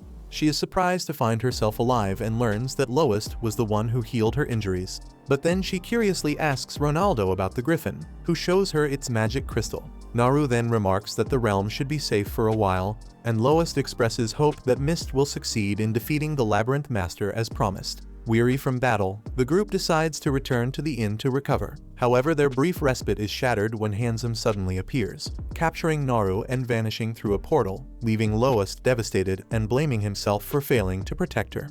Then we see Marnell, and the adventurers have just wrapped up dealing with the last of the monsters threatening the town, and with the barrier still holding strong, it seems everyone is safe for now.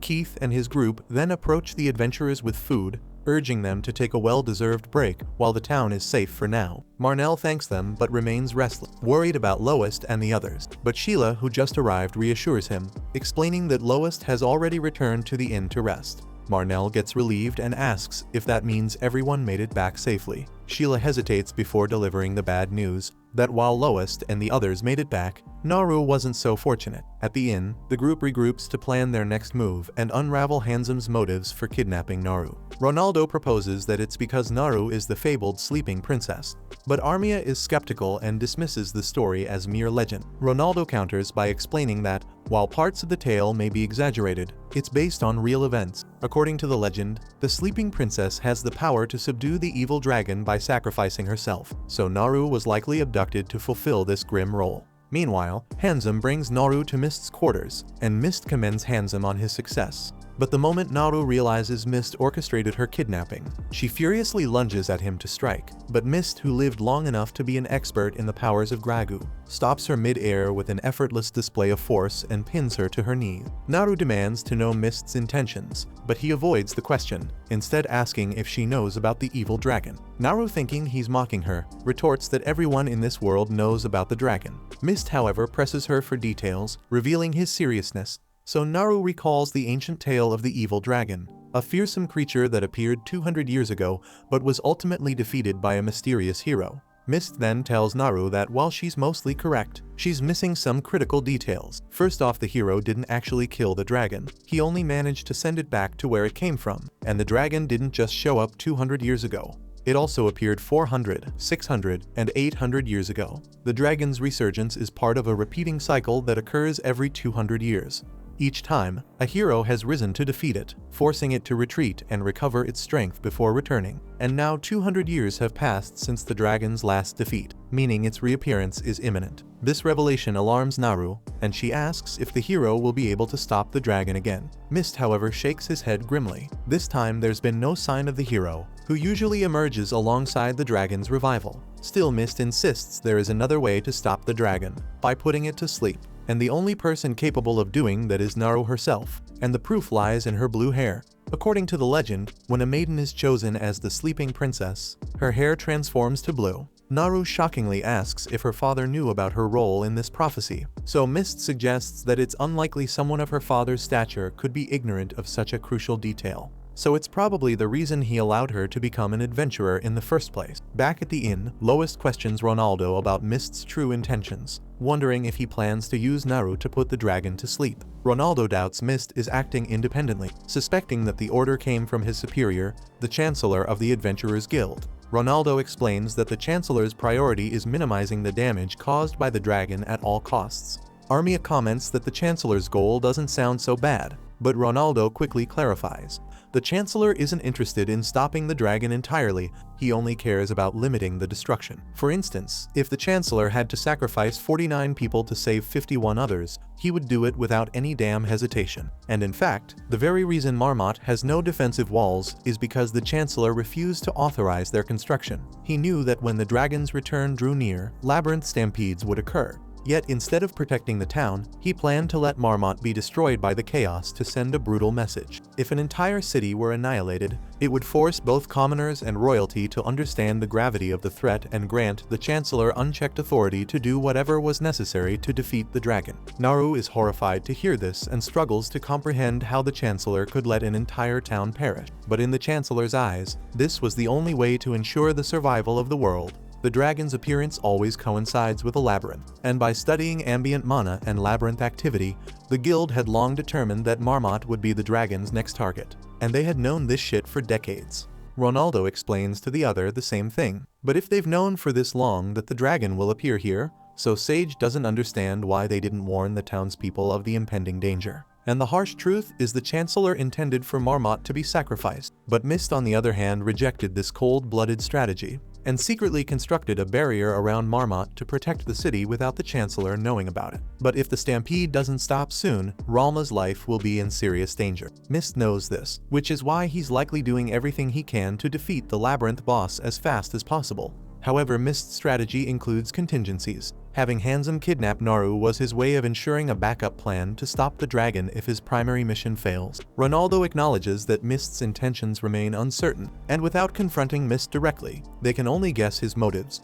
Unfortunately, tracking him down also won't be easy, as his exact location is unknown. But the one thing they do know is that he's headed to the deepest part of the labyrinth to confront the boss, making it their best chance to find him. However, the labyrinth remains largely unexplored, making this a dangerous mission into unknown territory, and before they proceed, Ronaldo ensures everyone is on board with the plan. Lois doesn't hesitate because he's willing to do whatever it takes to save Naru, and the rest of the group is equally concerned for her, so they agree to go as well. Deep in Mist's office, Mist, Handsome, and Naru step onto a magic circle etched into the center of the room, and in an instant, they are teleported to a vast, open area deep within the labyrinth. Meanwhile, Lois and the others have entered the labyrinth from another point. To their surprise, the immediate area is devoid of monsters, so Ronaldo quickly deduces that the stampede has likely driven most of the creatures out, but warns that it won't be long before new monsters begin spawning, so they realize that they need to act fast.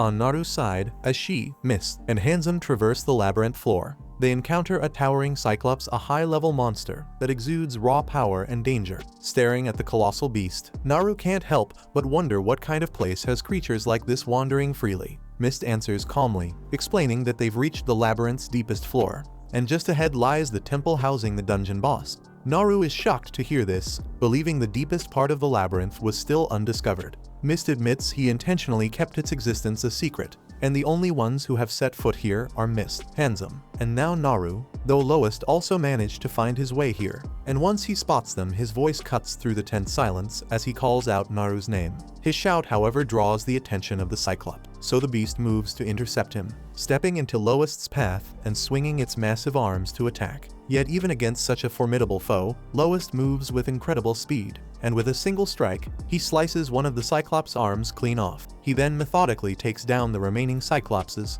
all while his eyes glowing crimson. And once the last monster falls, Lowest's eyes return to normal, and turns to his companions to assure them that he's unharmed. Lowest then confronts Mist with suspicion, but Mist greets him with an oddly genuine smile, saying he's glad Lowest arrived in time. And without resistance, Mist hands Naru back to Lowest. So Lowest accuses Mist of plotting something, but Mist assures him otherwise.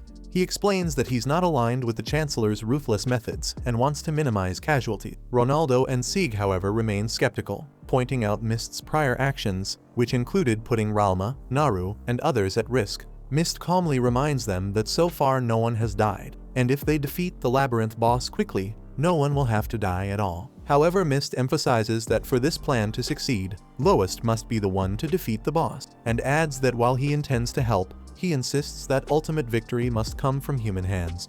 The gods do not favor the elves, and Mist believes that humans should take responsibility for saving the world. Besides, if Mist may be powerful, he admits that his time is limited, and he doesn't have much longer to live. Therefore, he urges them not to rely on him for the final blow. With no other options, the group agrees to fight the Labyrinth boss. Then, as they head toward the temple, Lyra pulls Sieg aside, questioning whether they should trust someone like Mist. Even Lowest harbors doubts, but if Mist's plan is true, defeating the boss could save everyone for now. When they reach the boss temple, Mist pauses to provide crucial details about the Labyrinth stampede and the dragon's revival. He explains that when the hero defeated the dragon long ago, it was sent to another realm to sleep. Awakening the dragon requires immense magic, which is harvested by the monsters rampaging through the labyrinth, and once enough magic is collected, the labyrinth boss delivers it to the dragon to awaken it. In short, defeating the labyrinth boss will stop the stampede and temporarily halt the dragon's revival. However, Mist warns that this solution is only temporary. Even if they disrupt the dragon's mana supply here, it will eventually attempt to revive itself using another labyrinth. Still, defeating the boss will buy them valuable time to devise a more permanent solution before the dragon's next attempt to awaken. Mist then strides to the temple gate, slamming his staff into the ground to summon the labyrinth boss, and it's a massive and menacing creature called Siren. As the siren emerges, Mist orders everyone to attack with full force, so the team springs into action. Armia then casts a binding spell, immobilizing the siren. Seizing the opportunity, Sieg and Ronaldo leap into the air, slashing through its wings with precision. For a moment, it seems they have the upper hand, but the siren retaliates with a barrage of energy blasts, attempting to break their formation. Naru, however, leaps into action, landing a crushing punch that cracks the siren's face. The blow forces the creature into retreat, but before it can escape, Lowest intercepts it, and with a swift, powerful strike, slices the siren in half. The labyrinth boss is defeated, and the group feels the rush of victory. But their triumph is short-lived because a dark tendril pierces Hansem's back, and the chilling voice of the evil dragon echoes from a portal. The dragon has already gathered enough mana to partially manifest. Recognizing Mist, the dragon's fury ignites as it accuses him of meddling in its plans once again. But this time the dragon vows not to be stopped and demands Mist surrender his body, threatening to kill Hansem if he refuses. Mist stands paralyzed by the impossible choice because he knows that giving his body to the dragon would mean catastrophic doom for the world. Yet letting Hansem die feels unbearable, but that fleeting hesitation proves disastrous. The dragon seizes the moment, forcefully taking over Mist's body. Now using Mist as a medium, the dragon channels immense power into the portal to fully manifest. However, with insufficient mana in the labyrinth to complete the process, the dragon teleports away to find a stronger source of energy. As the dragon disappears, Hansem collapses to the floor, freed from the dark tendril but grievously wounded. Lowest rushes to his side, frantically attempting to heal the gaping wound in his chest, but Hansem weakly pushes him away, urging him to prioritize chasing the dragon instead. With his last strength, he warns Lowest of the devastation the dragon could unleash if it isn't stopped. Meanwhile, the dragon reappears on the outskirts of the city. Towering and filled with malevolent energy, it begins unleashing powerful magic against the city's protective barrier, intent on breaking through. And that damn attack makes them wonder if Ralma can maintain the barrier for much longer. Then we see the relentless evil dragon hammering at the barrier, showing a tenacity that's almost infuriating. And that shit makes Ralma is barely holding it together, and she can't believe her master was supposed to defeat the master of the labyrinth, but ended up possessed by the very evil they sought to destroy. She always thought he was an awful master, but even in her worst nightmares, she never imagined he'd dump her into a mess like this. But deep down though, she knows she's no better because she decides to leave everything to Lowest. Meanwhile, the evil dragon feeds on the raw fear and anguish of the townspeople, funneling it to its true form, and suddenly the entire city trembles violently. Lowest realizes the second wave of the labyrinth uprising has begun, and we see swarms of monsters pour toward the city, a murderous tide ready to annihilate anything in their path. Marnell and the other adventurers scramble as they're informed of the incoming hordes, and Marnell's eyes widen as he wonders aloud just how many are coming, and the informant grimly reveals there are far more than in the first wave. Then Keith with a worried look asks if the creatures have returned, so Marnell confidently claims that the wall will hold them back. But Keith points out that being surrounded means no escape for anyone. Sheila then cuts through the chatter with the question on everyone's mind, how long will the wall hold? But Marnell has no answer. Outside the city, the monsters slam against the walls, their assault adding to Rama's overwhelming burden. Ronaldo watches grimly, muttering that Rama can't last much longer at this rate. At the same time, Lowest is busy tending to Handsom's wounds instead of taking action against the dragon. Ronaldo then goes to Lowest and asks about Handsom's condition, and Lowest explains that Handsome was struck by concentrated mana since the dragon hasn't fully manifested yet, so the wound is deeper than it looks and won't heal anytime soon. Handsome then stops Lowest from healing him, asking him to forgive Mist, but Lowest tells him not to worry about that shit right now. Handsome, however, persists, saying he owes everything to Mist and is sure Lowest understands how labyrinth orphans are treated since he's one too. He reminds Lowest how they had no place in town, nobody cared for them, and everyone only sought to manipulate and use them like disposable tools. But Mist was different because he taught Handsome everything he knew, and when he was nothing but an ignoramus, Mist gave him all the skills he needed to survive in this world. Handsome admits that Mist used him as a human representative to stay hidden as an elf, but despite this, he is still grateful. He believes they shared a real connection, and is sure Mist felt the same. That's why he hesitated to close the portal back in the labyrinth, and he was glad to realize Mist cared for him just as much. Lowest listens, understanding where he's coming from, but he tells Handsome that Mist wasn't the only one who cared for him, and Lowest admits that he has always thought of Handsome as a close friend. Handsome also thought that, and he explains that this is why he wanted Lowest to leave the city, avoid this shit situation, and continue living as an adventurer. Noru then interrupts and calls this shit selfish, and accuses Handsome of keeping the truth from them, causing Lowest so much unnecessary trouble. She points out that this isn't what friendship means. Handsome acknowledges her point, but insists Lowest shouldn't heal him. He states that everything he and Mist did was in vain, and now they have to suffer the consequences of their actions. Naru rejects this outright, pleading with Lowest to continue healing him, because he has a duty to survive and take responsibility for what he and Mist did, so Lowest resumes healing Handsome. Meanwhile, Marnell and the other adventurers leave the barrier to protect the town, and Lyra realizes they're trying to ease Ralma's burden. Naru gets surprised and notes that even the hoodlums are joining the fight, and learns that Amherst promised to pay them for their effort. Sieg acknowledges that at least they're helpful in battle, while Armia mentions that everything has gone as Mist expected so far, except for the evil dragon taking over his body. Ronaldo asks the group what they should do next, presenting their options. They can either run away or face the dragon now. Lyra points out that running won't help, as the dragon will destroy the world when it awakens, so they decide to stand with Ronaldo and face it. Lowest agrees to join them since he's healed Handsome enough for him to survive, but he tells Naru to stay back, saying he can't let the sleeping princess get near the evil dragon. Armia then attacks the evil dragon with magic, drawing its attention. The dragon retaliates with tree roots, wielding its own magic. Sieg and Ronaldo cut through the roots, but the dragon dismisses them as weaklings who couldn't even harm him. Lowest, determined to prove him wrong, uses Armia's help to launch into the air and leaps at the dragon with his dagger. However, the dragon counters by stabbing him in the gut with tree roots, so Lowest crashes to the ground. While the blood is pouring hell from his wound, Naru wants to rush to him but hesitates, remembering Lowest's request to stay away. But Handsome urges her to go, warning her she'll regret it if she doesn't. Spurred by his words, Naru heads toward Lowest, while the others also carve their way through the horde of monsters that block their path. Then, when Naru finally arrives, her heart sinks at the sight of Lowest's condition, so Lyra casts her healing magic to try and save him. Meanwhile, the evil dragon continues its relentless assault on the town barrier, and Sieg realizes things are dire. The barrier could collapse at any moment, and he knows they need to get the townspeople to safety, but there's nowhere for them to go. Naru rises with determination, declaring that she will use the power of the sleeping princess. Ronaldo asks if she truly understands what this means, and Naru insists there's no other choice. Ronaldo warns her that the sleeping princess is not as powerful as she imagines, and explains that the dragon's sleep will only last for 10 years, and asks if she's prepared to accept that shit. Naru acknowledges that 10 years isn't a long time, but it's not short either. She then moves toward the evil dragon,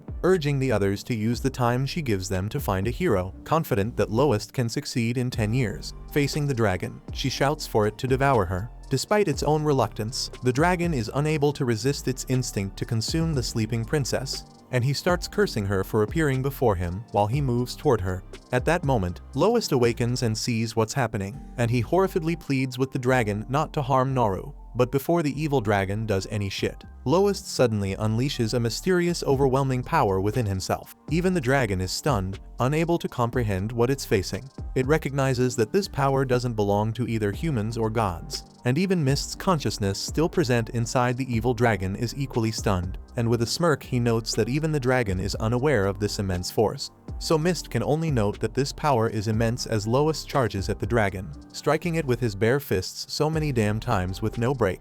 Naru then calls out to Lowest, but he doesn't respond. Ronaldo observes with concern, warning that if Lowest continues like this, he may never return to normal. Naru, with tears streaming down her face, begs Lowest to stop and change back, but in a final act of desperation, Lowest grabs the dragon by the neck, preparing to deal a killing blow. But Naru, unwilling to let him lose himself, steps between them, and her presence halts his attack. She then takes his hand and tells him she will always be there for him. And Lowest finally hears her words and reverts to his normal self. The evil dragon then tries to escape amidst the chaos, but Mist uses his willpower to paralyze it, stopping it in its tracks. Handsome turns to Lowest, urging him to finish it, but Lowest hesitates, knowing that killing the dragon would mean killing Mist too. Sensing his reluctance, Mist reassures him, saying he's lived a long and fulfilling life and that Lowest must not falter in defeating his enemy. And with a heavy heart, Lowest draws his dagger. Naru then steps forward, offering to do it in his place if he can't go through with it, but Lowest refuses.